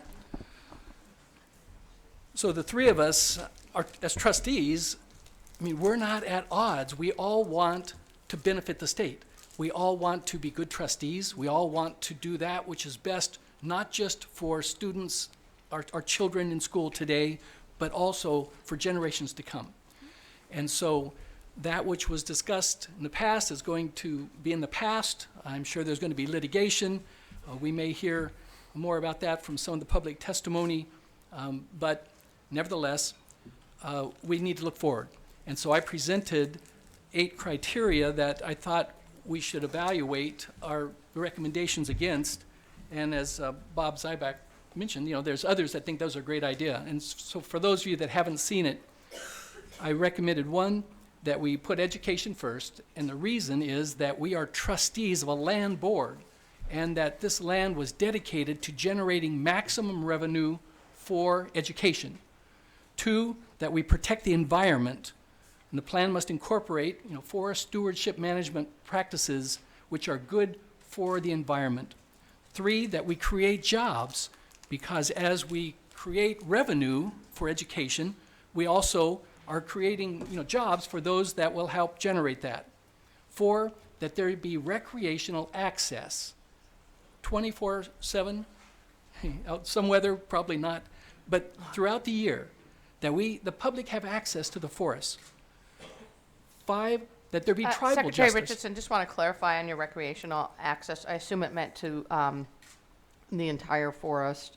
Obviously, if there were parts being harvested at a certain time, that might cause some limitations, but essentially access to the entire forest, right? Right, it's to the entire forest except where safety could be a factor. But generally speaking, the Elliott Forest should be available to hunters, anglers, hikers, bird watchers, because it's public forest, it's public land. 5, tribal justice. The plan must keep the promise to restore ownership of ancestral homelands to tribal peoples who have protected them for generations. 6, generational equality, and that basically is talking about debt, that we need to ensure that we do not strap generations to come with needless debt that has to be paid. And $7 to $8 million a year in payments for the next 25 years will be on the backs of my children and grandchildren. So I agree with President Ray also that if we take $100 million that could go to ensuring that our schools are safe against earthquakes or for other purposes that higher education would like to have, there's that money's gone and it can't be used in other areas, and so it's an opportunity lost. 7, that we have public ownership. The plan must retain options and for public ownership of the entire forest, hopefully, and not just, for the entire Elliott Forest. I mean, that's what we're talking about. It's been referred to as the gem of the coastal range. And then 8th, that we should watch out for our state reputation. I'm afraid we're not going to make that, because that's why I believe the treasurer and I voted in favor of the sale in February, was to complete the deal that had already been offered with protocols and so forth. And we know that legally it might not be enforceable, but when a group of potential buyers spend over $500,000 to comply with protocols and then they comply with them, and then for the state to back out, I think that's a breach of our ethics. But that was then, and today is today. And so as I look at what we're facing in the future, and I know that you're struggling, we're all struggling with how do we make this work? Because as trustees, we're supposed to be generating revenue. I personally think that it is a huge mistake to be borrowing money to pay for property we already own. And that's essentially what we're doing, that we're borrowing money and putting it into the common school fund, which then invests it into investments and hoping that it generates revenue for us.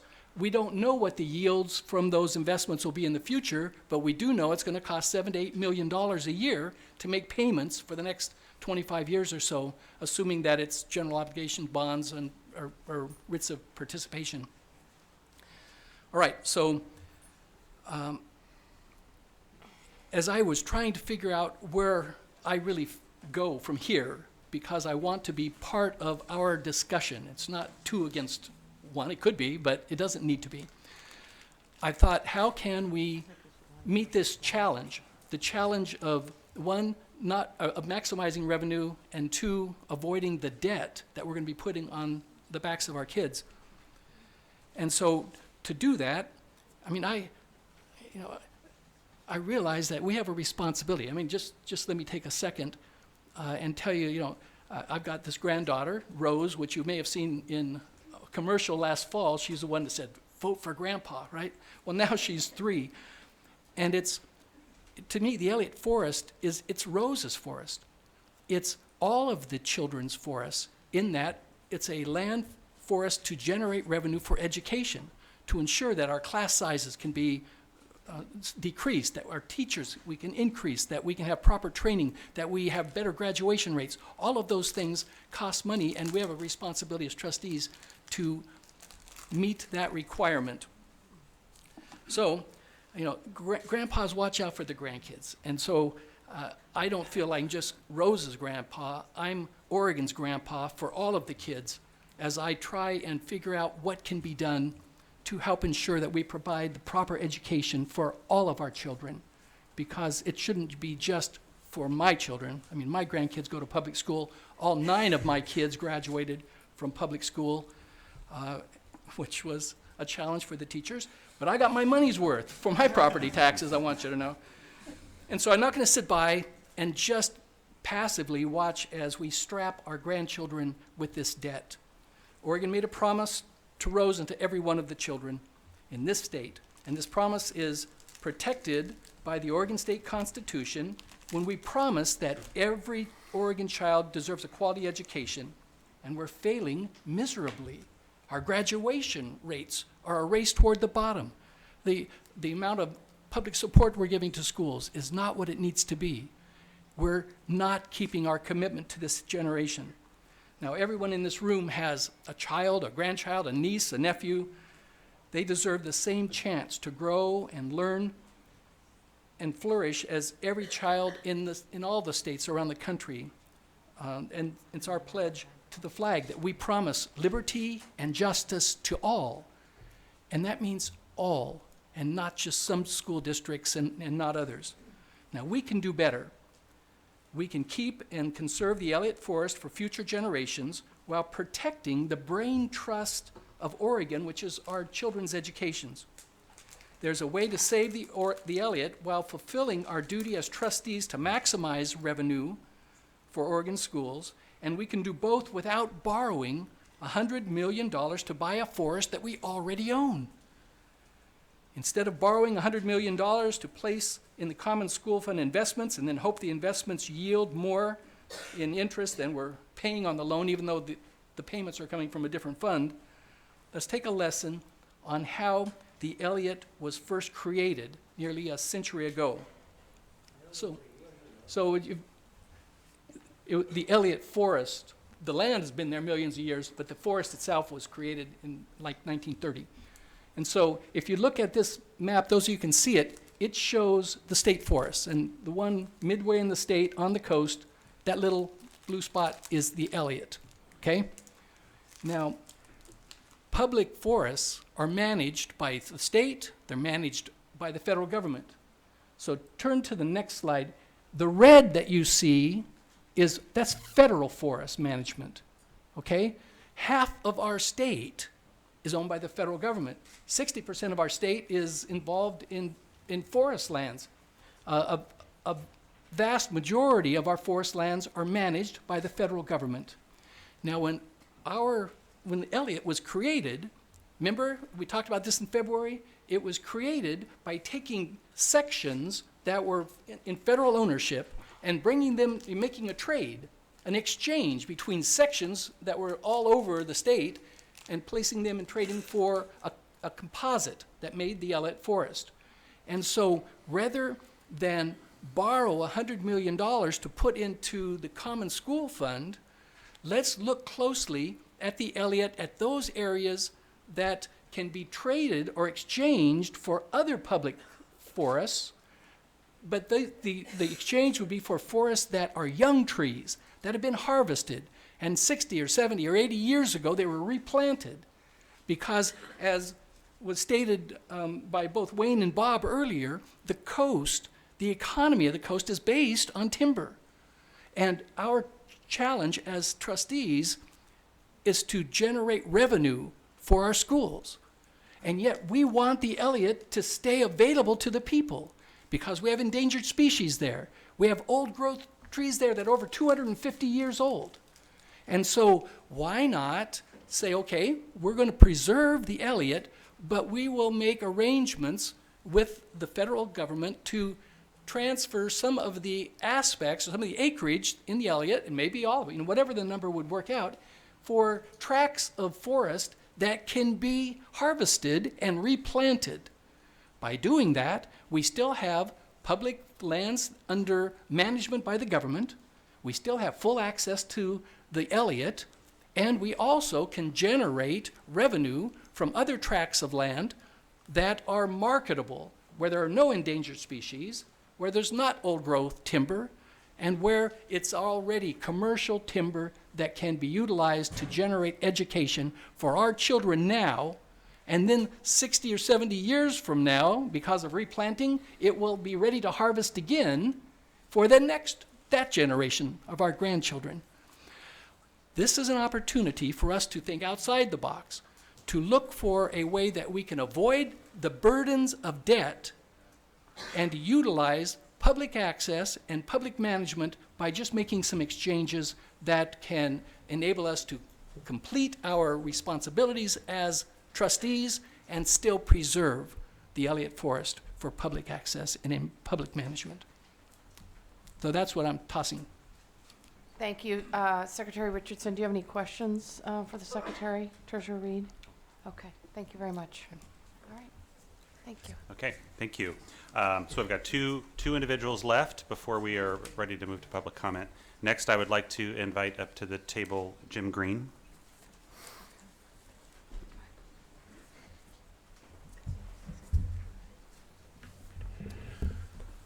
Thank you, Director Paul, Governor, State Treasurer, Secretary of State Jim Green, and I'm the Executive Director with the Oregon School Boards Association. I believe you received a letter from my association about a week or so ago, which reiterates our position that we've had throughout this entire process. First and foremost, I really want to thank Jim Paul and his staff. Your staff here at the department have done excellent work over a very long period of time, as well as your individual staffs. So for the Department of State Land staff, Jim and his entire team, they have done a fantastic job throughout this entire process, and it has been a long process. Our position is simply this: the Elliott State Forest is an asset within the Common School Fund. As Secretary Richardson mentioned, you are trustees of that, and in order to ensure you fulfill your fiduciary duty, you have to make sure that the assets within the Common School Fund do not drain the corpus or lose money within the Common School Fund for the beneficiaries of the fund. Those beneficiaries are not only the kids that are currently in our school classrooms across the state of Oregon, but also future generations of students. For the Oregon School Boards Association, whether you go forward with the protocol sale, whether you leave it in public hands, really doesn't matter to us. The main issue is that the Common School Fund doesn't lose money. I'm encouraged by your proposal, Governor Brown. I'm encouraged by your proposal, Treasurer Reed. One, I'm an OSU grad, so I have to give a tip of the hat to Oregon State University. But I would hope that you would take a look at the proposals and conduct a net present value analysis of what those mean and whether in fact they would become a drain on the Common School Fund. They could potentially, we don't know. We're hopeful that there will be some resolution of this issue today, and more importantly, this is an asset of the Common School Fund, and it has become very political, and it doesn't need to be.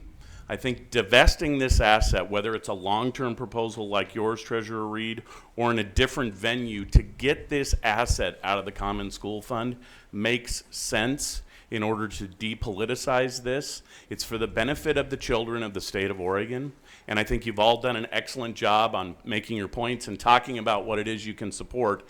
I just want to make sure you understand, and I've been very consistent in my 3 years of testimony before this body, that you do have a fiduciary duty. It's to the school children of Oregon, and the Oregon School Boards Association hopes that we can finish this issue, move on, and gain the necessary income that the Common School Fund needs, not only from the Elliott State Forest, but the rest of the assets that are held in trust by you and the Department of State Lands for the school children of Oregon.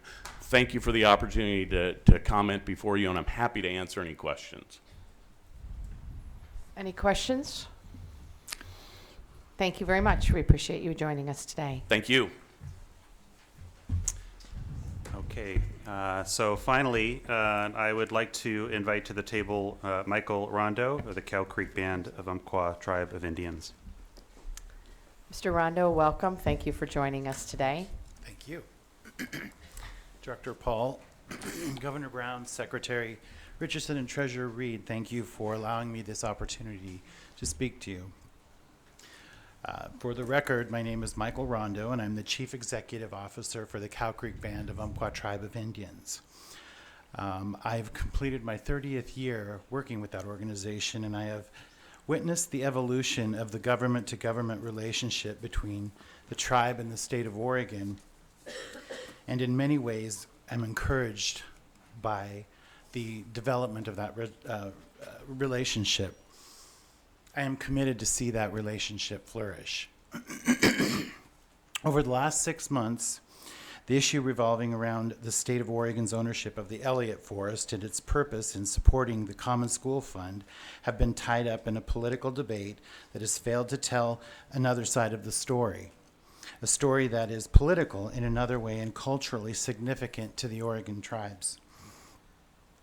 As I have addressed you before, the Cow Creek tribe sought a partner in Lone Rock to respond to the state's request for proposals to purchase the Elliott Forest.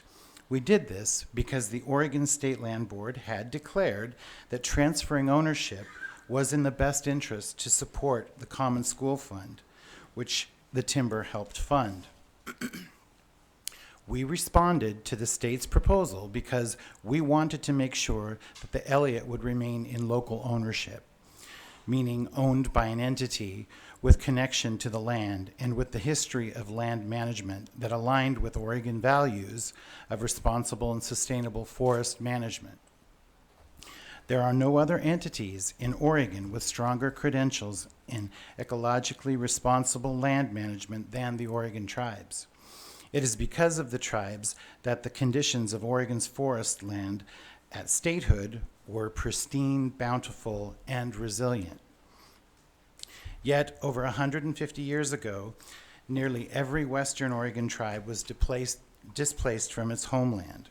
Every acre of Western Oregon, including what now comprises Elliott State Forest, was taken from the native people. Since that time, the federal government ignored our treaty, withdrew our reservation that was a treaty promise, and eventually terminated its relationship with the Western Oregon tribes. The government eviscerated our land base based on the political pressure of the time. Later, the Western Oregon tribal governments were restored to a proper recognition by the federal government through remedial congressional actions. Despite restored relations, our tribes still struggle today to rebuild our culture and our communities without our homelands. And this is why we want to partner with the state of Oregon on the transfer of the Elliott. We wanted to restore our land base, diversify our economy, while also protecting a valuable resource for future generations. We too breathe the air. we drink the water. A healthy forest is important to us. But we understand now that opportunity is not an option any longer. We appreciate that the membership of the State Land Board has changed since the initial proposal to transfer ownership of the Elliott Forest over 2 years ago. We also appreciate that you as elected officials in the executive branch must respond to and represent the constituents of the citizens of Oregon that you serve. We hope that you can appreciate that as a sovereign people, that the elected officials of the Cow Creek tribe are in the same position. We too must represent our tribal members and their long-term interests through our economic development policies, healthcare policies, natural resource policies, and education policies. We too must identify ways to support the services our members need, such as elder care, housing, healthcare, and transportation.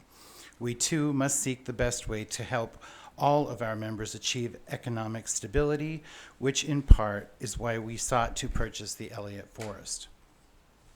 We continue to work through our disappointment as well as frustration with the process of how our time and limited resources over the past 2 years were dedicated to responding to what we believed was the state's intent. Regrettably, many in our tribe have grown conditioned to the disappointment of government treatment of Native people. Many have also become conditioned to the dominance of urban areas, driving politics and policies without consideration of the impact or needs of rural parts of the state.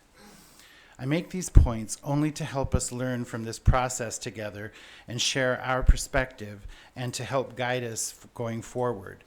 Going forward, I do hope that we can rebuild trust in the government-to-government relationship, not only on potential forest management and land policy, but across the intersection of tribal relationships and our governance rights as a sovereign nation within the state of Oregon. I also hope that we can work with you, government to government, to further understand the needs of and advance opportunities for rural Oregon. As First Oregonians, we love the land that comprise Oregon. We want all Oregonians to be successful. We are a proud people. We're proud of our heritage and our history. Our commitment is eternal, as tribes have been and will continue to be here forever. Our commitment to you is to work together, tribal governments in the state of Oregon, to help all of Oregon thrive. Thank you for this time. Thank you very much, Mr. Rondo. We appreciate you coming before us today, and I personally appreciate your frankness. Any other comments, Secretary Richardson? Yes, Mr. Rondo,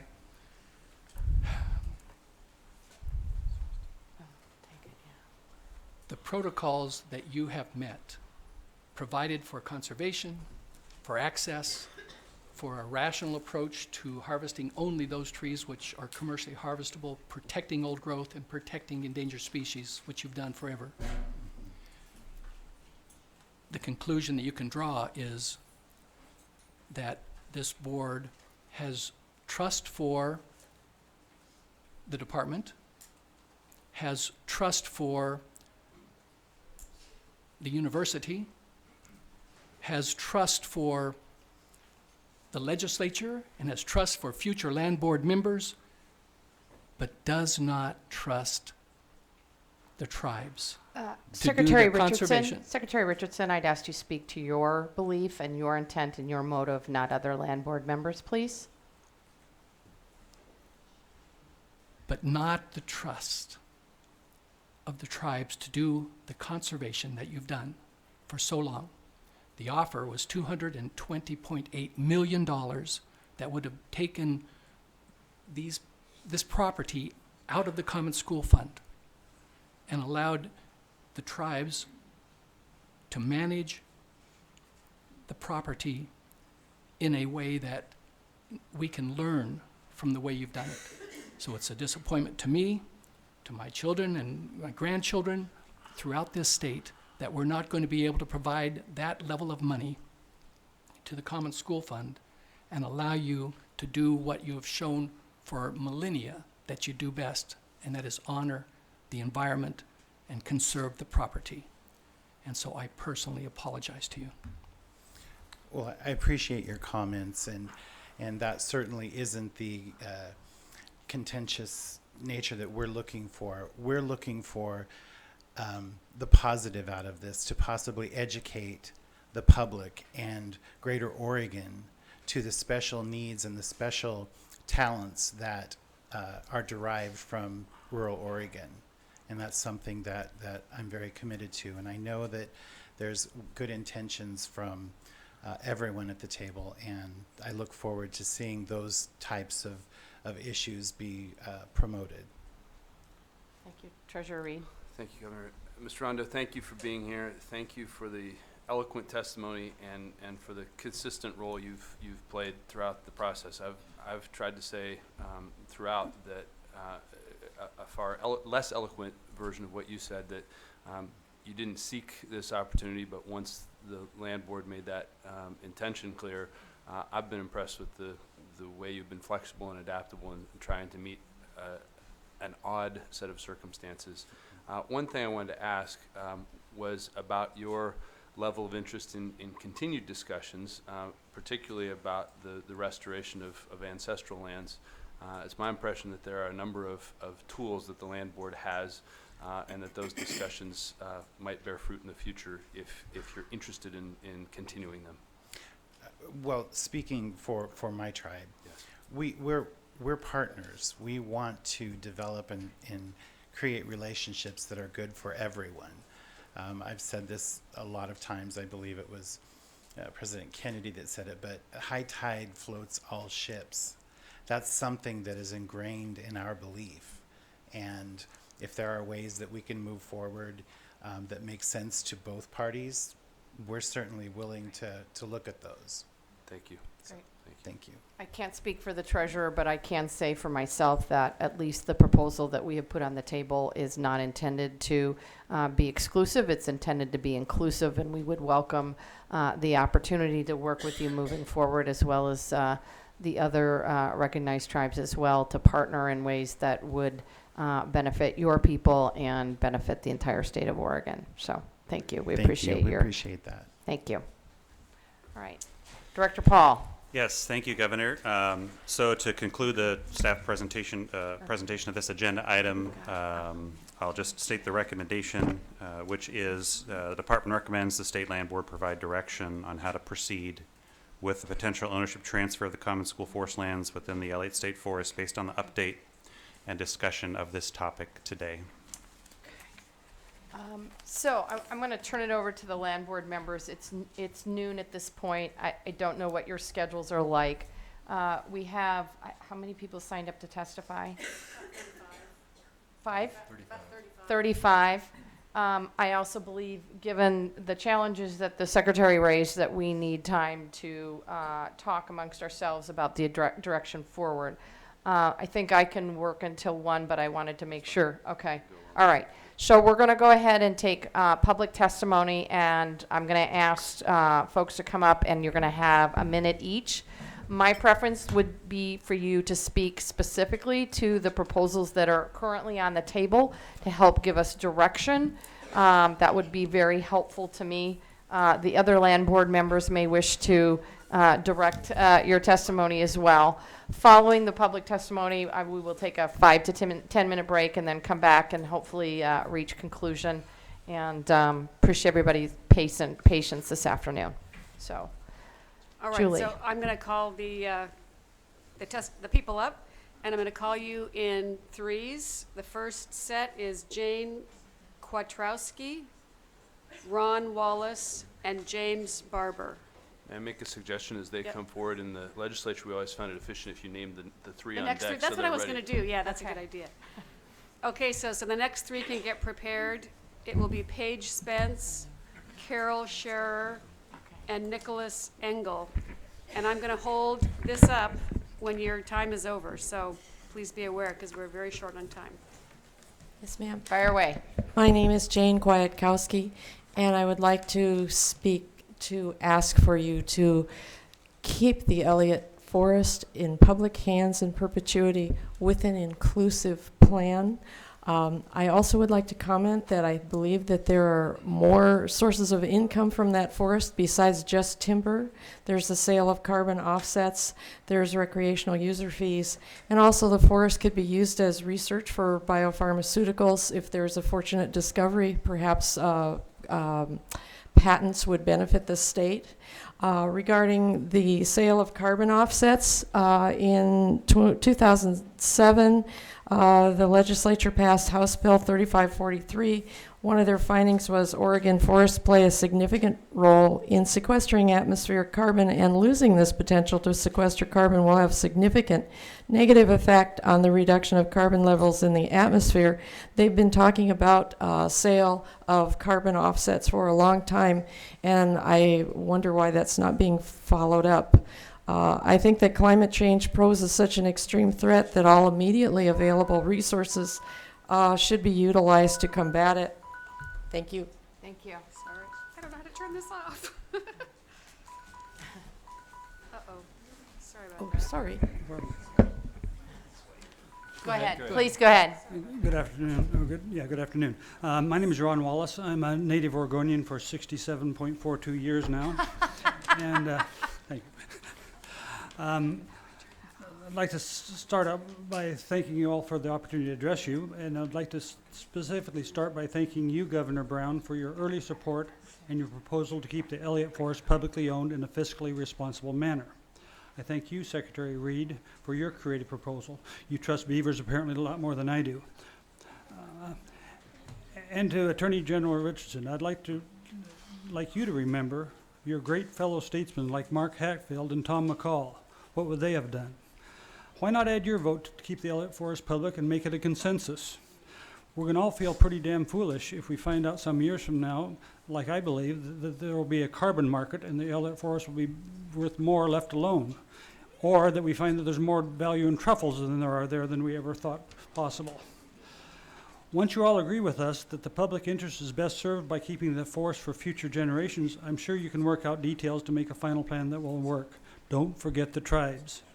I hope the names of Brown, Reed, and Richardson will be remembered as forward-thinking preservers of a great Oregon forest legacy, the Elliott State Forest. Thank you. Thank you. Good afternoon, James Barber, Lane County. I'm heartened by the direction of the discussions that we've heard today. Throughout this process, we've heard repeatedly about the land board's fiduciary responsibility to the Common School Fund, and I'd like to know when fiduciary responsibility became synonymous with short-term profits. It seems that that is the wrong approach. The previous land board saw a few years where the forest lost some money and decided that they needed to sell. And I think that decision was wrong then. I think we can see now that with the forest is back in the black, timber prices are rising, there's value in carbon sequestration and other revenue possibilities aside from timber. And I appreciate all of you now realizing that there's value in stopping the sale to Lone Rock. Governor Brown, I want to thank you for your persistent efforts to keep the forest in public hands. Without your leadership, we would surely have lost this environmental treasure to private timber interests. Treasurer Reed, I appreciate your proposed solution. It's been a rough few months, tensions have been high, but thank you for not giving in to the threats of litigation. Time is up. Based on short-sighted interests. Thank you. Thank you. James Barber, Paige Spence, Carol Scherer, and Nicholas Engel, sorry. And then the next three are Josh Lachlan, Tom Wolf, and Bob Salinger. Please proceed. Good morning, Governor Brown, Treasurer Reed, and Secretary Richardson. My name is Paige Spence, and I'm here today representing the Oregon League of Conservation Voters. I want to start with a sincere thank you on behalf of our staff, our board, and our members to the Governor and the Treasurer for working with stakeholders and developing your respective very promising plans for public options. Our state's natural heritage and conservation legacy are at stake, as is the future of our children's education. OLCV firmly agrees with Governor Brown and Treasurer Reed that having both is very possible. Thank you for your leadership, and know that the conservation community remains committed to working with you to finalize a permanent solution to fund our kids' schools and to permanently protect the Elliott, a spectacular and irreplaceable coastal rainforest. We are also very grateful to the governor's offer of future collaboration with Oregon's sovereign tribal nations, and I am very moved by Mr. Rondo's testimony today. My colleagues and I are eager to continue to work with your natural resources and legislative teams to urge our state legislature to authorize the required bonding. Thanks again, and thank you to OSU as well. Thanks. Hi, my name is Lily Mason. I'm 13 years old and from Portland, Oregon. We're living in a really crazy world right now, and whenever I feel lost or depressed, I will use the forest as my medicine and come out of it feeling 10 times better. I lobbied about the Elliott to keep it public so that all people can find their peace in the forest. As a student, I hope that you decide to find a different way of funding these schools than using our greatest teacher of all, nature. Keep the Elliott Forest for all, not just a few. If the people can't see the forest, then they have no way to care about it. And then what? In school, I'm taught to be creative, push myself, be imaginative, and to do the work. I'm asking the same from you. Thank you.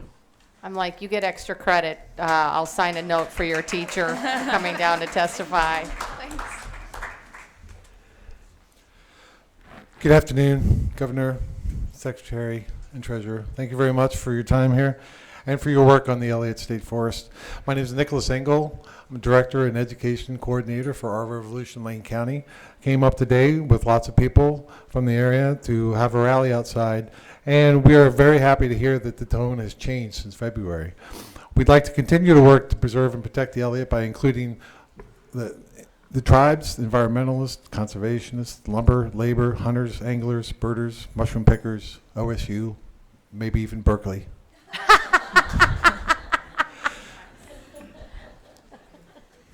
And move forward on the plans. I think it's great that we have this opportunity and we can take the pressure off.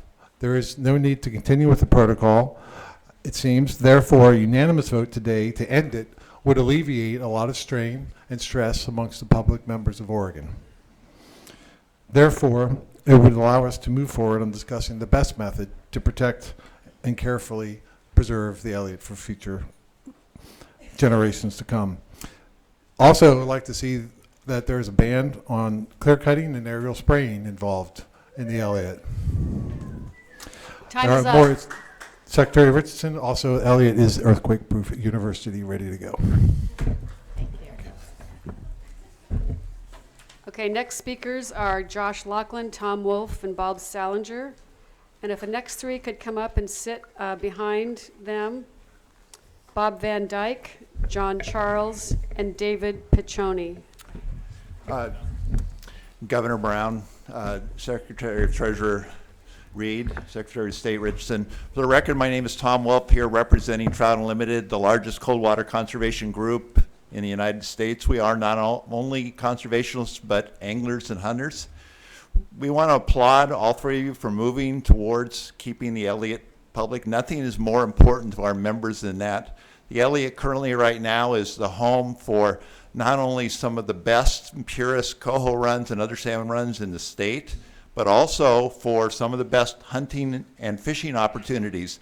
I'm told there's a herd of 8,000 elk on the Elliott, and it provides the best hunting around for local people. And we're very concerned that the Elliott is kept in public hands so that people can continue to hunt and fish there, and we urge that whatever public plan you have addresses those issues. And in closing, in the rigmarole about Berkeley, it just should be noted that the OSU baseball team, #1 in the state, just swept the Cal Berkeley Bears 3 games to nothing. Slight correction, #1 in the country. Not Yes, number one #1 in the country, excuse me. Go ahead. Good morning. My name is Bob Salinger. I'm the Conservation Director for the Audubon Society of Portland. We greatly appreciate the leadership shown by Governor Brown and Treasurer Reed in moving toward a solution that will keep the Elliott State Forest in permanent public ownership. The people of Oregon have spoken out overwhelmingly against sale of our public lands and especially of the Elliott, and you have listened and have led, and we appreciate that. it's always important, I think, to speak out on behalf of our public lands and make sure they're protected and maintained. It's all the more important at a time when our public lands are under unprecedented attack at a national level. So your decision today will have resonance beyond Oregon.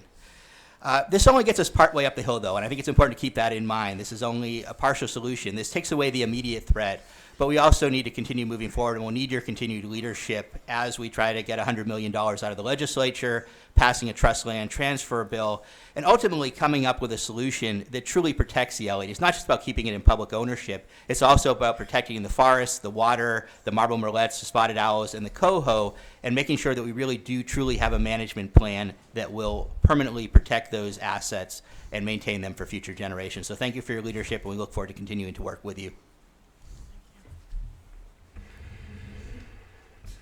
Governor Brown, Treasurer Reed, Secretary Richardson, Land Board staff, Josh Laughlin, Executive Director of Cascadia Wildlands. Incredibly grateful for the leadership of Governor Brown and Treasurer Reed in advancing a public ownership option for the Elliott State Forest. In the coming weeks, Cascadia Wildlands intends to work with stakeholders to advance a $100 million bonding package through the legislature that will rightly decouple critical sensitive areas on the Elliott such that we no longer have to pit our school children versus our environment. It's important to remember in 2014, 3 parcels were sold on the Elliott State Forest. One of them, the 355-acre Benson Ridge tract, sold for $2,217 per acre. Using these market-tested numbers that the Land Board expressed, simple arithmetic suggests that $100 million can decouple close to 45,000 acres of state forest from the school fund, so we no longer pit school kids against the environment. Thank you again for your bold leadership. I appreciate it and look forward to working together with the Land Board and parties moving ahead.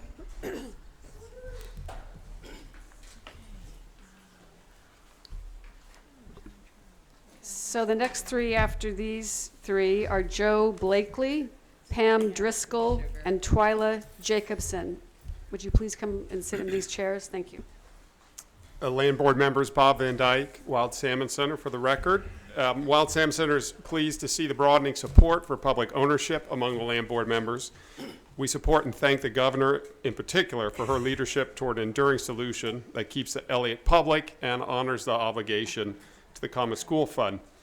We'd also like to commend the work of Treasurer Reed regarding a possible transfer of the Elliott to Oregon State University. It's an idea that's definitely worth exploring further. I also want to note that we respect and appreciate the effort Lone Rock and their tribal partners put into their offer, even though we continue to support public ownership and management as likely to deliver a superior outcome. Regarding the outlining of the HCP provided by the governor, we look forward especially to learning more about the specific areas that will be decoupled by bonding. I also want to note that there's a Senate Bill 847 in Ways and Means that creates a trust land transfer program. As you look at a future agenda item, you'll see there are a lot of acres still that the Land Board owns, and I think that's an appropriate mechanism. I hope the Land Board members think about getting behind that bill as the session moves forward here. I just want to say lastly, too, that we held a public event where there was great enthusiasm for keeping the Elliott public, and I collected some cards that I'll deliver to your staff after the comments here. Thank you. Thank you, Madam Chair. My name is John Charles, President of Cascade Policy Institute. A couple quick points. Just a reminder, you only have one vetted offer sitting in front of you, cash on the barrel, $220.8 million in private funds invested over the next 100 years at market rates, and with your 4% per year annual diversion to schools, that would generate roughly $2 billion in new money for schools. That's the benchmark any alternative has to compete with. You are fiduciaries. Well, the $100 million you're talking about of public money to buy out a public asset only gets you $874 million. You're more than $1 billion short. And the final X factor is the debt service. It was suggested by a prior witness that $200 million of potential debt service would be fobbed off in the general fund, and that makes that not germane to today's conversation. It's very germane. Where does general fund money come from? Not from Santa Claus. It comes from taxpayers, including teachers, students, or families, and school board members who are the beneficiaries. So I'll just stop and say, you have the offer in front of you. That's what everyone has to compete with. Thank you. Hi, my name's David Ivan Piccioni. Since I only have a minute, I will try to concentrate my ideas on the most important object, which I think that in this conversation is what the Elliott Forest, as well as any other body of vegetation, can produce, and that is oxygen. I've said it before. We can live for an entire life without learning how to read or do algebra. We don't. Schools are important, and I like to be educated and know things. But we can live for 3 weeks without food, 3 days without water, but only 3 minutes without air. What the forests do is provide oxygen for not just us, but for everybody. The air that gets produced through photosynthesis flows to the left and it flows to the right. It goes to the rich and it goes to the poor. It goes to the people in prisons and it goes to the people that are in their golf courses playing with other people's, gambling with other people's money. A word that I found that I think is relevant is pneuma, which is breath. And that means it's the Greek for air. And metaphysically speaking, it is the spirit or the soul. So that is what we need to preserve, along with all the other things that everybody else mentioned. Thank you.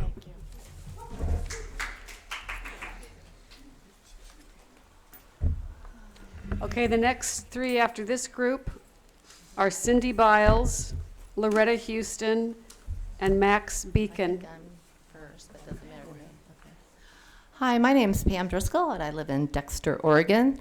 I would like to start with saying the vast majority of Oregonians are for keeping our public lands and protecting our forests. The people have spoken time and time again, and independent polls have shown that. So thank you for hopefully voting to keep this forest in our hands. The federal government, we're under attack right now. All of our environmental protections are threatened. So that federal land you have up there, who knows where that's going to go. But at the state level, we have power. And we have a democratically controlled government, one of, I think, 5 or 6 in the country. Mark Harmon is an OSU scientist who has studied carbon sequestering. I don't know why that hasn't been discussed, but there's a win-win. We could get paid for the carbon that our forests sequester. And according to Dominic De La Sala of the GEOS Institute, we have one of the best forests in the world for carbon sequestration. Climate change is happening. We are at a crossroads of history. There might not be any reason for schools if there's no basic civility, because we have, I don't know, 10, 20, 30 years. Nobody knows exactly how long, but we know the window is shutting, the door. And we have an opportunity to be leaders for climate change and to educate the children on how to preserve and restore and protect our forests. Thank you. Come on, somebody, just go. My name is Joe Blakely. I'm from Eugene. And I would like to offer another proposal in addition to the proposals you've already had, and maybe you can add this to them. And that is that in the 30s, the state of Oregon, and the nation for that matter, had one of the greatest governmental programs of its kind, the Civilian Conservation Corps. And we've been talking here about students dropping out of high school. And I would suggest that instead of having these students drop out of high school and go on the roads of the homeless and the drug addicted, that we also start a conservation program in our own state and offer to these young folks an opportunity to learn a skill. And it was based on a 6-month stint of time. So these kids could, in a 6 months, learn what to do and eventually maybe go out and use that skill for their own good. Good afternoon, Governor Brown, Treasurer Reed, and Secretary Richardson. My name's Twyla Jacobson, and I'm from the Eugene area. And I want to just thank you for having this kind of conversation and meeting, first of all, that we are still able to do that here in this country and in this state. And I hope we can continue to have a democracy and a strong democracy that allows people to have access to public resources such as the Elliott Forest. I have a degree in agricultural and resource economics from Oregon State, so I appreciate the fact that Oregon State is looking at this. I just want to mention that there's many other parts of the university that also need to be part of it. The music school, the art school, elementary school teachers, child development. We are unable as economists to measure all the good unless it goes through the marketplace. And there are so many benefits to the Elliott Forest that are not market-based. They have to be looked at separately. So please look at ecological economics when you're looking at the value of this forest. Thank you. Thank you. Okay, the next three that need to come up are Deborah McGee, Michael Silvaggio, and Ron Wallace. All right. I'm Cindy Biles from the Eugene area. I appreciate all the work you're doing to keep our forests public. I believe we are in drastically, rapidly changing times, and we really have to keep our natural areas biologically diverse, and I really think it's important, and I just really need to keep the public, the forest public. Thank you. My name's Max Beacon. I'm with Coast Range Forest Watch. We're a really small group based in Coos Bay. I just wanted to bring to the discussion some voices of people that couldn't be here today. For every one person that's on the list to testify, there's 100 in Coos Bay that would love to talk to you about this issue that couldn't make it here today. I would also add that there's a lot of people in Coos Bay that could add expertise locally to this discussion, such as the watershed groups and other local people that are involved in management down there. And I would say that every one of those people has, you have their gratitude for jettisoning the sale of the forest, and you have their support in moving forward in a public option. And I'll say that over this process, when I started this process, I had no gray hairs. Now I do. So whether that was the time frame or the process itself is up to interpretation, but it's been a roller coaster. Thank you. We are very grateful. I'm Loretta Houston, and I've been a land steward for over 30 years, and I worked in the industrial forest for 10. And once the land has been destroyed and the ecosystem is destroyed, it is basically enormous to try to restore the land. And I just want to add to, I'm really grateful for the OSU,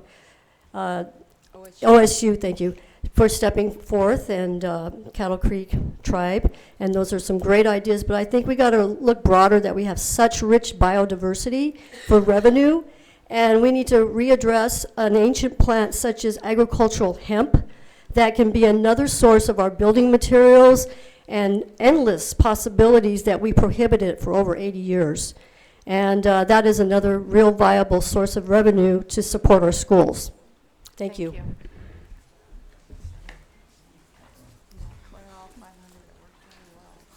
Okay, after this group, it will be Ken McCall, Reed Wilson, and Sherry McGrath. My name is Deborah McGee, and I volunteer with 350 Eugene. I left on my Raging Granny apron. It has a picture of my children. I'm a mother. I'm also a retired public school counselor. I understand the need for adequate funding of our schools. But for the past 5 years, I have turned my focus to a different problem, a problem that arches over every other issue, climate change. Scientists have told us that 350 parts per million is the safe upper limit, yet we just blew past 410 parts per million. We're headed toward a 1.5 degree temperature increase and have already heated the planet by almost 1 degree. Talk about a debt on our children's backs. I farm and grow food. I'm experiencing climate change now. One change, all of the Douglas firs on our land are dying. 2 weeks ago, a forest scientist stayed at our house. I learned that our Pacific Northwest old-growth forests sequester more carbon than the South American rainforests. If we are to survive as a species, we must now draw down the existing carbon and stop emitting more carbon. If we really care about our children's future, we must stop cutting down trees. In closing, save the Elliott Forest and reject the Jordan Cove LNG pipeline. No more pipelines in Oregon. Madam Chair, members of the board, for the record, Michael Salvaggio. In the interest of time, the governor and treasurer have each proposed largely compatible plans that will both preserve public ownership of the Elliott and fulfill the board's fiduciary responsibilities. In 2011 and 2015, the equities portion of the Common School Fund had a real loss of value. That was not typical, but at the time it was not considered prudent to liquidate those securities and invest everything in real estate. Likewise, it's not considered prudent now to liquidate the forest and put everything into equities. There is no urgency to sell the full forest at this time. No prudent investor would be rushed into a multi-million-dollar decision on the basis of the magnitude of efforts put forth by a counterparty, and thereby risk locking in hundreds of millions of dollars in lost value into the Common School Fund in perpetuity. In fact, while some beneficiaries urge an immediate sale on the basis of an old Attorney General opinion, the more recent Crookham opinion clearly states that, quote, the board may take management actions which reduce present income if these actions are intended to maximize income over the long term. In addition, it says the trustee's duty to conserve trust property requires the board to conserve the resources committed to its management. So in sum, while there are a number of details to be worked out, I appreciate the support of those innovative frameworks. Thank you. Okay, after this group is Ross Tewksbury, Philip McCulloch, and Linda Kelly. Madam Chair, Treasurer Reed, Secretary Richardson, my name is Ken McCall. I'm with Oregon Hunters Association. I'm the resource director of the 9,000 plus member group. I'll keep my comment here very brief. There's very little I can say to add to this. I like, and OHA likes, the HCP concept combined with the potential for the State Department of Forestry and OSU to work together. I happen to be from Corvallis, go Beeves, and I'm also an immediate neighbor of McDonald Dunn Forest, which we would envision potentially the Elliott Forest being a very productive research and well-managed forest on the Oregon coast, which we badly need. Thank you. Thank you. Hi, thanks for having me. Sherry McGrath for the record. I'm from Coos County. Originally, I live there now. I am happy to see that you're not going to sell to Lone Rock. Thank you for keeping or considering keeping the lands public. I'm actually interested in knowing more about multiple use permits on the property that's already being logged. So possibly doing interplanting with industrial hemp and looking at the numbers and income that could be generated in that way. So we have a seed shortage in America. It's very feasible that we could be growing seed. We could be growing, it's not just for the seed bank, but also for food and for oil purposes. So I brought some quick numbers for you. For example, 1 acre of industrial hemp will have 4 times more paper than wood in that same acre.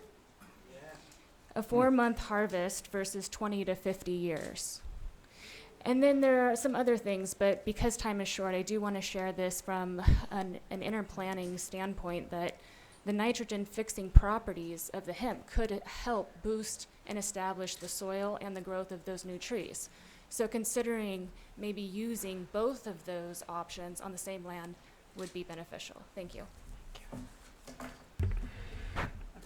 My name is Reed Wilson with the Benton Forest Coalition in Corvallis. We represent about 200 people.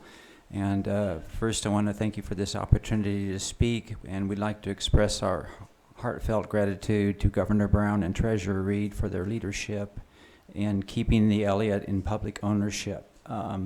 We hope this is a major turning point for the state of Oregon, and it represents a new direction in preserving the intrinsic values of intact forest ecosystems.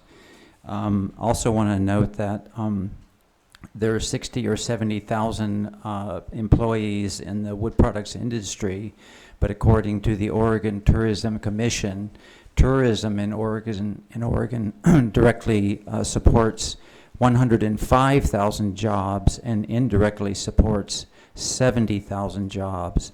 So it's important to maintain scenic values. I am encouraged by Treasurer Reed's question about the potential for lessons learned from HCPs to ensure the conservation of habitat in other state forests. So thank you for that. I'm also cautiously optimistic about the proposal by OSU. I say cautiously because the BLM and the Forest Service and the School of Forestry are all under incredible pressure from the private timber industry to open up logging on Sir, public time is up. lands. Okay.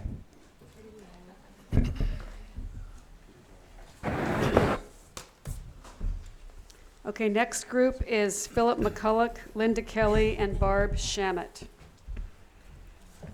Good day. My name is Philip McCullough. I'm from the Elliott State Forest. I'm not here to request, resolve, or recourse. I'm here again today to look at you all in the eye and let you know that we will not be moved and the Elliott State Forest will remain in the public's hands. Thank you very much. My name is Linda Kelly, and I want to thank you all for your consideration and just taking time with this process and really listening to people. Most of what I've thought to say has been said already. A few points. I really appreciate the idea of OSU coming into partnership, and I also do believe that because of the pressures on the forestry industry, we need to be careful about how that works. I think there's a huge opportunity here. With every crisis and with every challenge, there is the opportunity. I am very strongly focused on climate change, and I think we're still in denial on a certain level in those steps of, towards dying, and it's still the elephant in the room. So it's so important to take the opportunity to value the standing lumber. California, under AB 32, has already been starting to look at that in the last few years. They're actually working out a process to value standing lumber. And I wanted to talk to you, in particular, Secretary of State, because I liked your pragmatic view and your questions and your focus on the future and children. And Ma'am, your time is up. Sorry, I appreciate it. Thank you.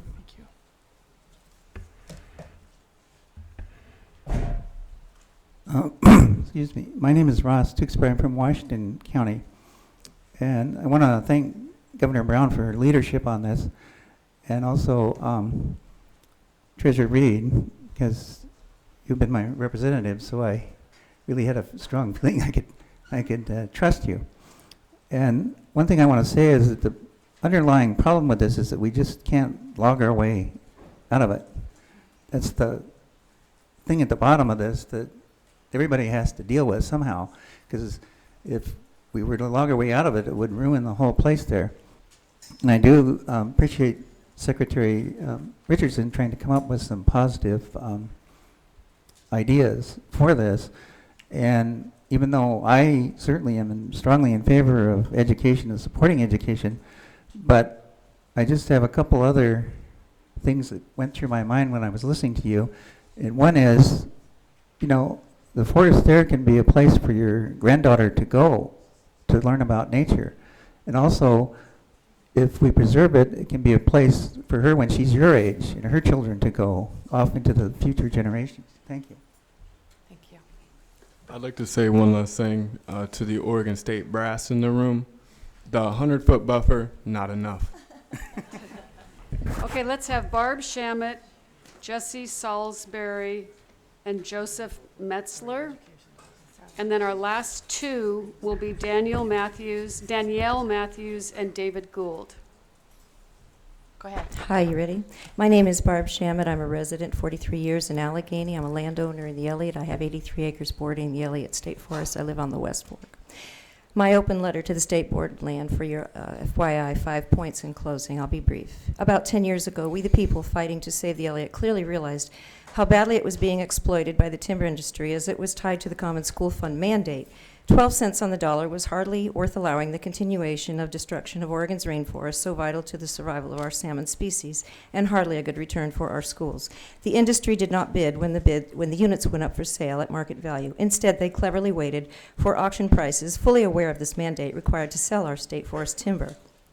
How disgustingly greedy to exploit our school children's funding source. Thus, the decoupling of the forest from the school was sought. Second, the Oregon State constitutional mandate does not require a per annum return, and the Elliott has given much for decades. Sadly, though, the timber industry has made most of the money, not our children's education, and in a courtroom battle, this very point would surface. Third, when it was decided to look at an option to sell, it was simply an option, and we made sure of that by attending these meetings in Salem, all the way from Southern Oregon at 5 a.m. many times. Fourth, The Federal Endangered Species Act violations were numerous and illegal. I personally filed the first lawsuit regarding this issue alone, and it took many, many years ago, and ultimately it was the numerous... Barb, your time is up. Thank you.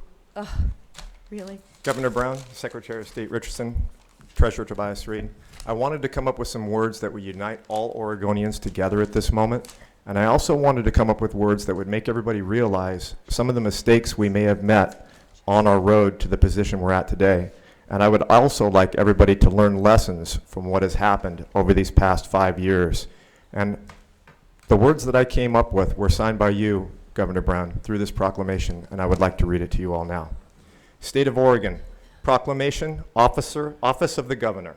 Whereas public lands belong to all Oregonians, present and future, and are loved and appreciated by all, and whereas Oregon's systems of public lands include state parks, state forests, wildlife refuges and wildlife management areas, historic trails, streams and wetlands, natural areas, public beaches and shorelines, navigable rivers and stream beds, and other landmarks throughout the state that individually and collectively represent our shared irreplaceable natural resources.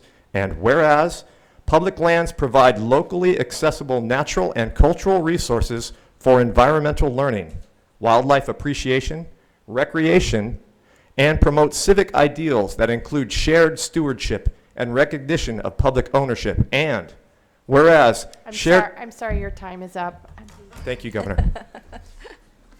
We've got two other, go ahead. Okay, I think, aren't you next? He just stepped up. David Gould, I'm a children advocates for school trust lands, and I want to thank you for what you Can did you speak today. into the mic, please? I want to thank you for what you've done today. I believe in public ownership, and all three of you have the right idea. You just need to combine it together. And what I want to do, I've asked you for me to meet with Governor Brown and the Attorney General and talk about the children's trust part of it. I wish I could do that. I've gone and made appointments, but nobody gets back to me. So will you please do that? Thank you. Thank you. So I have two more people, I believe, on the list, Joseph Metzler and Danielle Matthews. Are they here? No. No. Sorry, I'm sorry. Oh, okay. If they're not here, we're going to go ahead and move forward. We're way behind on our agenda. You are here. I am here. Okay. That's fine. My name is Danielle Matthews. I'm a resident of Kaiser, Oregon, and I'm here to just make a brief statement.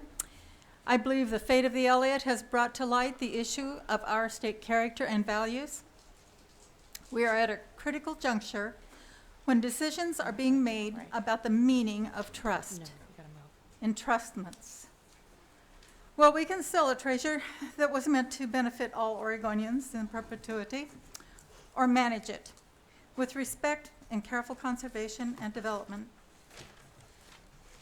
One road is a flash in the pan grandstand move to bail out an educational system that can only be saved through hard work, innovation, and courage. The other road, and at this juncture, will require just as much hard work, innovation, and courage. But that is what is meant by management. Selling is not management.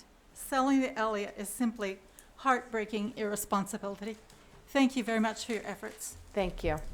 All right, I want to say a thank you to all who have participated in the public testimony. My apologies for having to rush you. We have a couple other items on our agenda that we need to get through before today. And so, Director Paul, what I'd like to do is bring closure to this conversation about the Elliott in terms of the short term, make a decision on whether or not we terminate the protocol and what direction we want to give to Division of State Lands, Department of State Lands moving forward.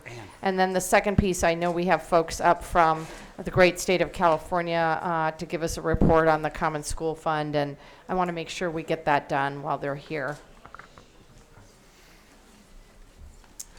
Okay, thank you, Governor Brown. So we are at the point of board discussion and then responding to the recommendation before you in regards to the Elliott, which is a request from the department, a recommendation from the department that the State Land Board provide direction on how to proceed with the Elliott moving forward based on the update and discussion today. So, comments? Treasurer Reed? Governor, I want to first say that our efforts at reaching out to OSU and beginning that conversation, I hope that people do not interpret that as a vote of no confidence on my part against the Lone Rock or the tribe.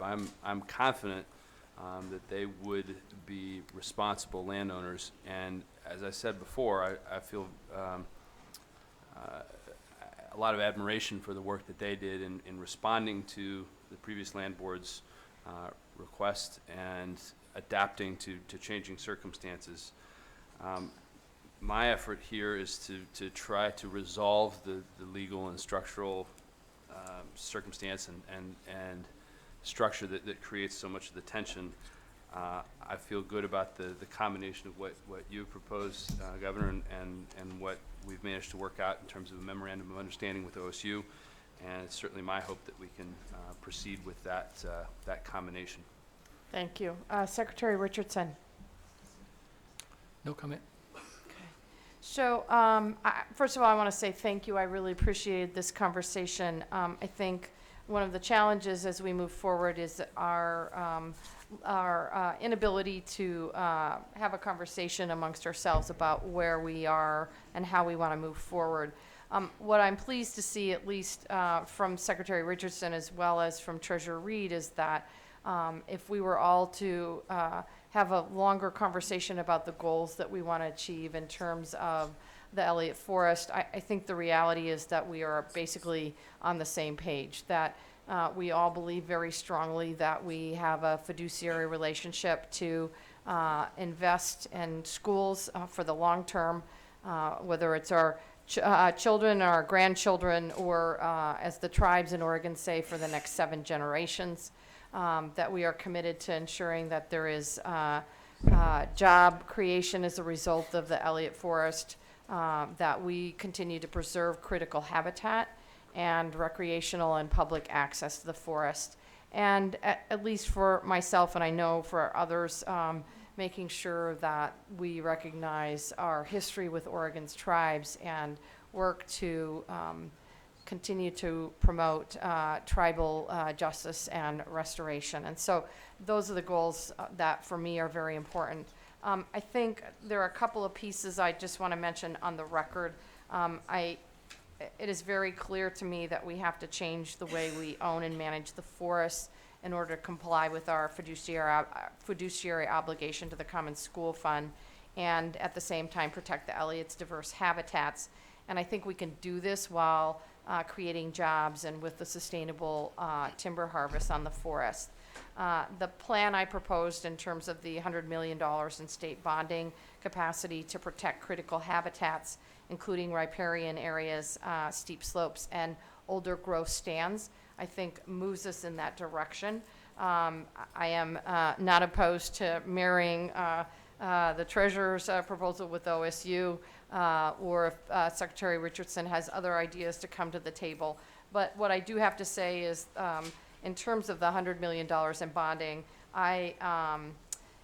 what has changed, I think, since the last meeting is that we clearly have the support of the legislature, and I specifically want to acknowledge our Senate President, Peter Courtney, to ensure that we have the resources to go toward the Common School Fund, and so that we can decouple a portion of the forest from the Common School Fund.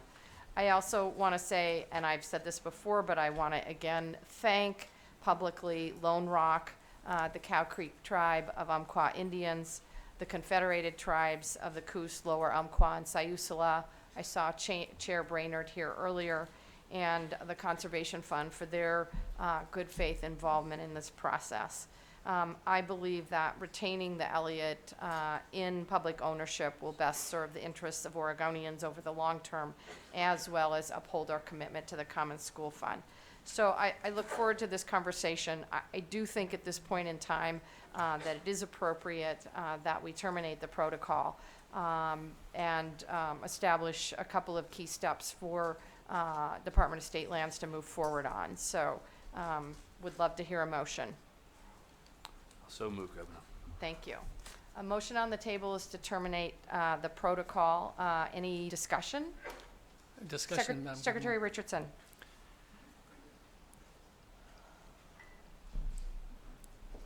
As I mentioned earlier, we are faced with this decision to stay with what has been proposed in the past, which obviously is not going to go forward into the future. There's 3 of us on this land board. I voted to complete the sale in February because I felt that was the honorable thing to do, because of the protocols that had been met, the money that had been expended, and my trust in the tribes and in Lone Rock to ensure that we would have access to the forests, that environment would be preserved, and that we would have the kind of protections that we needed for old growth and for ESA, or Endangered Species Act areas. It's obvious that that is not going to happen. So I've already apologized to the tribes personally, and I apologize to Lone Rock, and I would expect that you will file for compensation for the money that has been expended in good faith. I certainly would understand that. But since that sale is now dead, I get to vote my conscience, which is to vote to keep the Elliott in public lands and public access. There are options that I brought forward for us to consider. That part of the Elliott might be wise to make a transfer for other more commercially marketable properties that will allow us to go forward without having to borrow $100 million against payments that will be made by us and the generation after us. And so with that in mind, my position is that we look from today and go forward. This forest should stay in public access, whether it's state or federal. We can work those things out. I do not support bonding to buy property that we already own. But having said that, I'm ready to vote on the motion. All right. Julie, do you want to call the roll for us? Lorna? Somebody call the roll? Great. She's better at it. Secretary Richardson? Aye. Governor Brown? Aye. Treasurer Reed? Aye. Motion carries. Okay, you guys. Please use jazz hands. Please use your jazz hands. All right.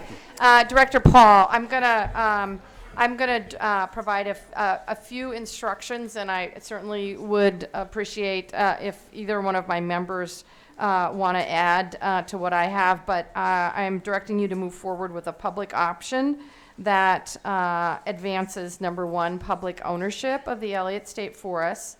Number 2, decouples the forest from the Common School Fund, either through financial trust, land transfer, or other financial means. I don't want to disclose any or foreclose any options that other members of the board might have on the table. Number 3, continue habitat conservation planning to protect species and allow for harvest off the forest, and further research the forest concept pursuant to the treasurer's concept. And I think that's all I have. Treasurer Reed, do you want to add anything else? Thank you, Governor. I think you alluded in a nice way. We've spent a lot of time, obviously, putting together the memorandum of understanding with Oregon State, and I would certainly like the department to pursue that. That's a set and a structure that OSU is comfortable with, and I think aligns our interests well. So I'd like that to be part of the work as well. Yeah. And as the governor said, does not foreclose other options as well. Secretary Richardson, do you wish to add anything? Yes, I would like to ensure that we carefully look at the aspect of transferring certain parcels of the Elliott to commercial-grade forest lands that's also owned by the federal government at this point, so that the Elliott stays in public ownership, but that we also have the ability to harvest commercial-grade, non-old growth, non-ESA protected forest lands and replant. Thank you. All right, thank you very much. I think we have one more item on our agenda that we need to tackle. Yes, Governor, thank you. We have one more action item which we'd like to get through today, which I believe we can tackle in the next 10 minutes. And then the final two items are information items, so they can stand as they are, self-standing reports, or we can decide afterwards if the board would like to return with those items at a future meeting. So I'd like to invite a few people up to the table, and they'll introduce themselves. That's going to help present this next agenda item. This next agenda item. Come on up. Thank you. And as folks are leaving, thank you for being here today. We'd ask that you leave as quietly as possible so that we can get through the remainder of our agenda. And you're welcome to stay for the scintillating conversation about the Common School Fund. So this is the annual report on the Common School Fund investments and distributions, which we rely on Treasury to provide this report and present to you. But it's with a twist based on the outcomes from this report that occurred last year. And last year, when we delivered this report to you, some of the direction and discussion was for the department to work with Treasury to look at potentially updating our distribution policy, as well as potentially take a fresh look at the asset allocation of the Common School Fund. So what you'll hear today, we plan on taking about 5 minutes to present and giving a little time for discussion, a brief summary of how the fund is doing, as well as the progress on those two different fronts. So I'll pass it off to Paula.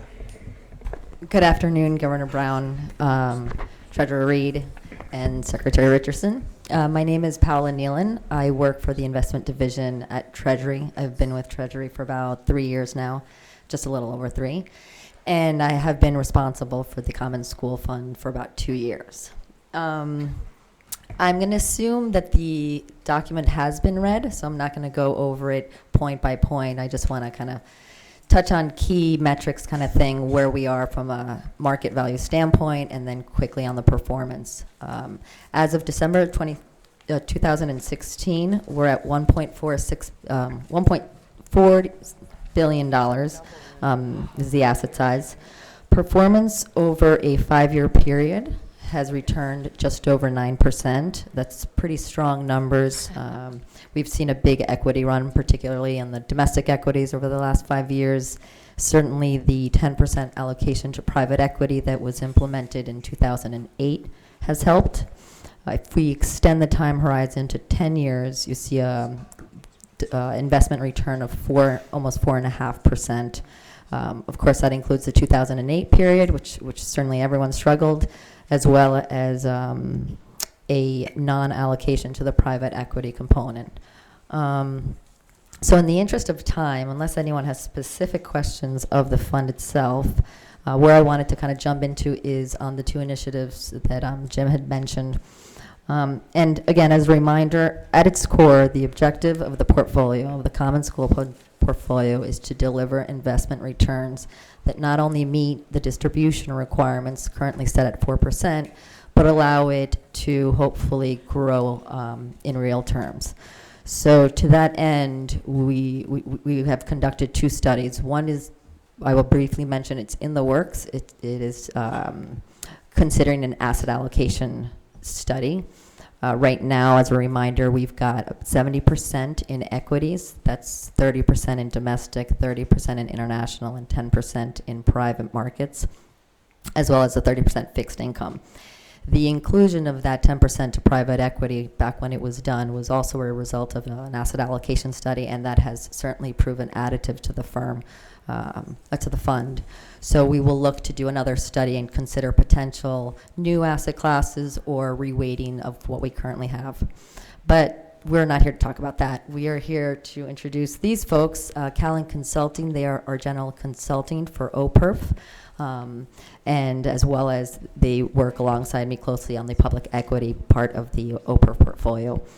They have conducted a study on the distribution rate and really seeking to answer the question around the 4% distribution rate. Does that make sense? So with no further ado, I will be passing it. So I just want to introduce us. My name is Janet Beckerwold. I serve as one of 3 investment consultants to the Oregon Investment Council. So I am a generalist. I have with me Julia Moriarty, who is co-head of our Capital Markets Research Group, who did all the heavy lifting on the study that you have before you today. So I'm going to turn it over to her, and we're going to try to do this quickly, yet hit some of the high points. So I know this is something that you're not familiar with and you don't work with every day, so please be sure to ask questions because it's our language, and we're going to try to keep it as general and high level but informative as possible. Hi there. So if you have this in the book and you want to follow along, it's the Asset Allocation and Distribution Study Phase 1. And I'll start on page 1 real quickly here. The goal of the study is to identify appropriate... Appendix C in your packet. Yep. Appendix. Under item 6. So the goal of the study is really to identify appropriate long-term distribution and investment policies for the fund. And in this first phase, we're really focusing on the distribution policy. And in this presentation here, we've zeroed in on what's the appropriate distribution rate.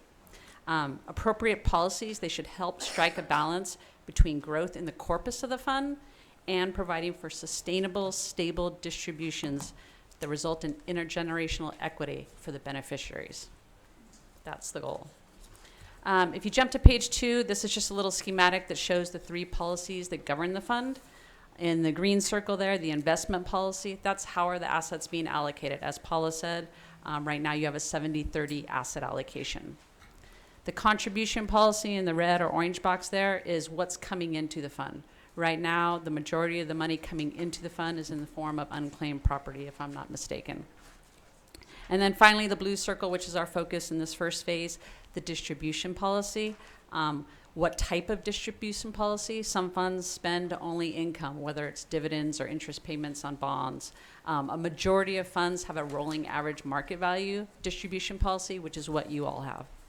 And then finally, the focus here of this deck, what level of distributions? So what distribution rate should the fund be employing?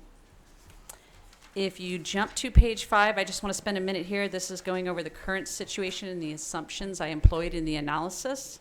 The fund had roughly $1.5 billion in assets at December 31, 2016. The pie chart there shows your current asset allocation, 70% equity, 30% fixed income. It has an expected return of 6.5% over the next 10 years, and that's based on our forward-looking expectations for the capital markets. We also, in this analysis, employed an Oregon student population projection because we want to ensure intergenerational equity so that future generations are receiving the same benefit in today's dollars as current beneficiaries. And finally, we factored in net inflows to the fund of approximately $25 million a year.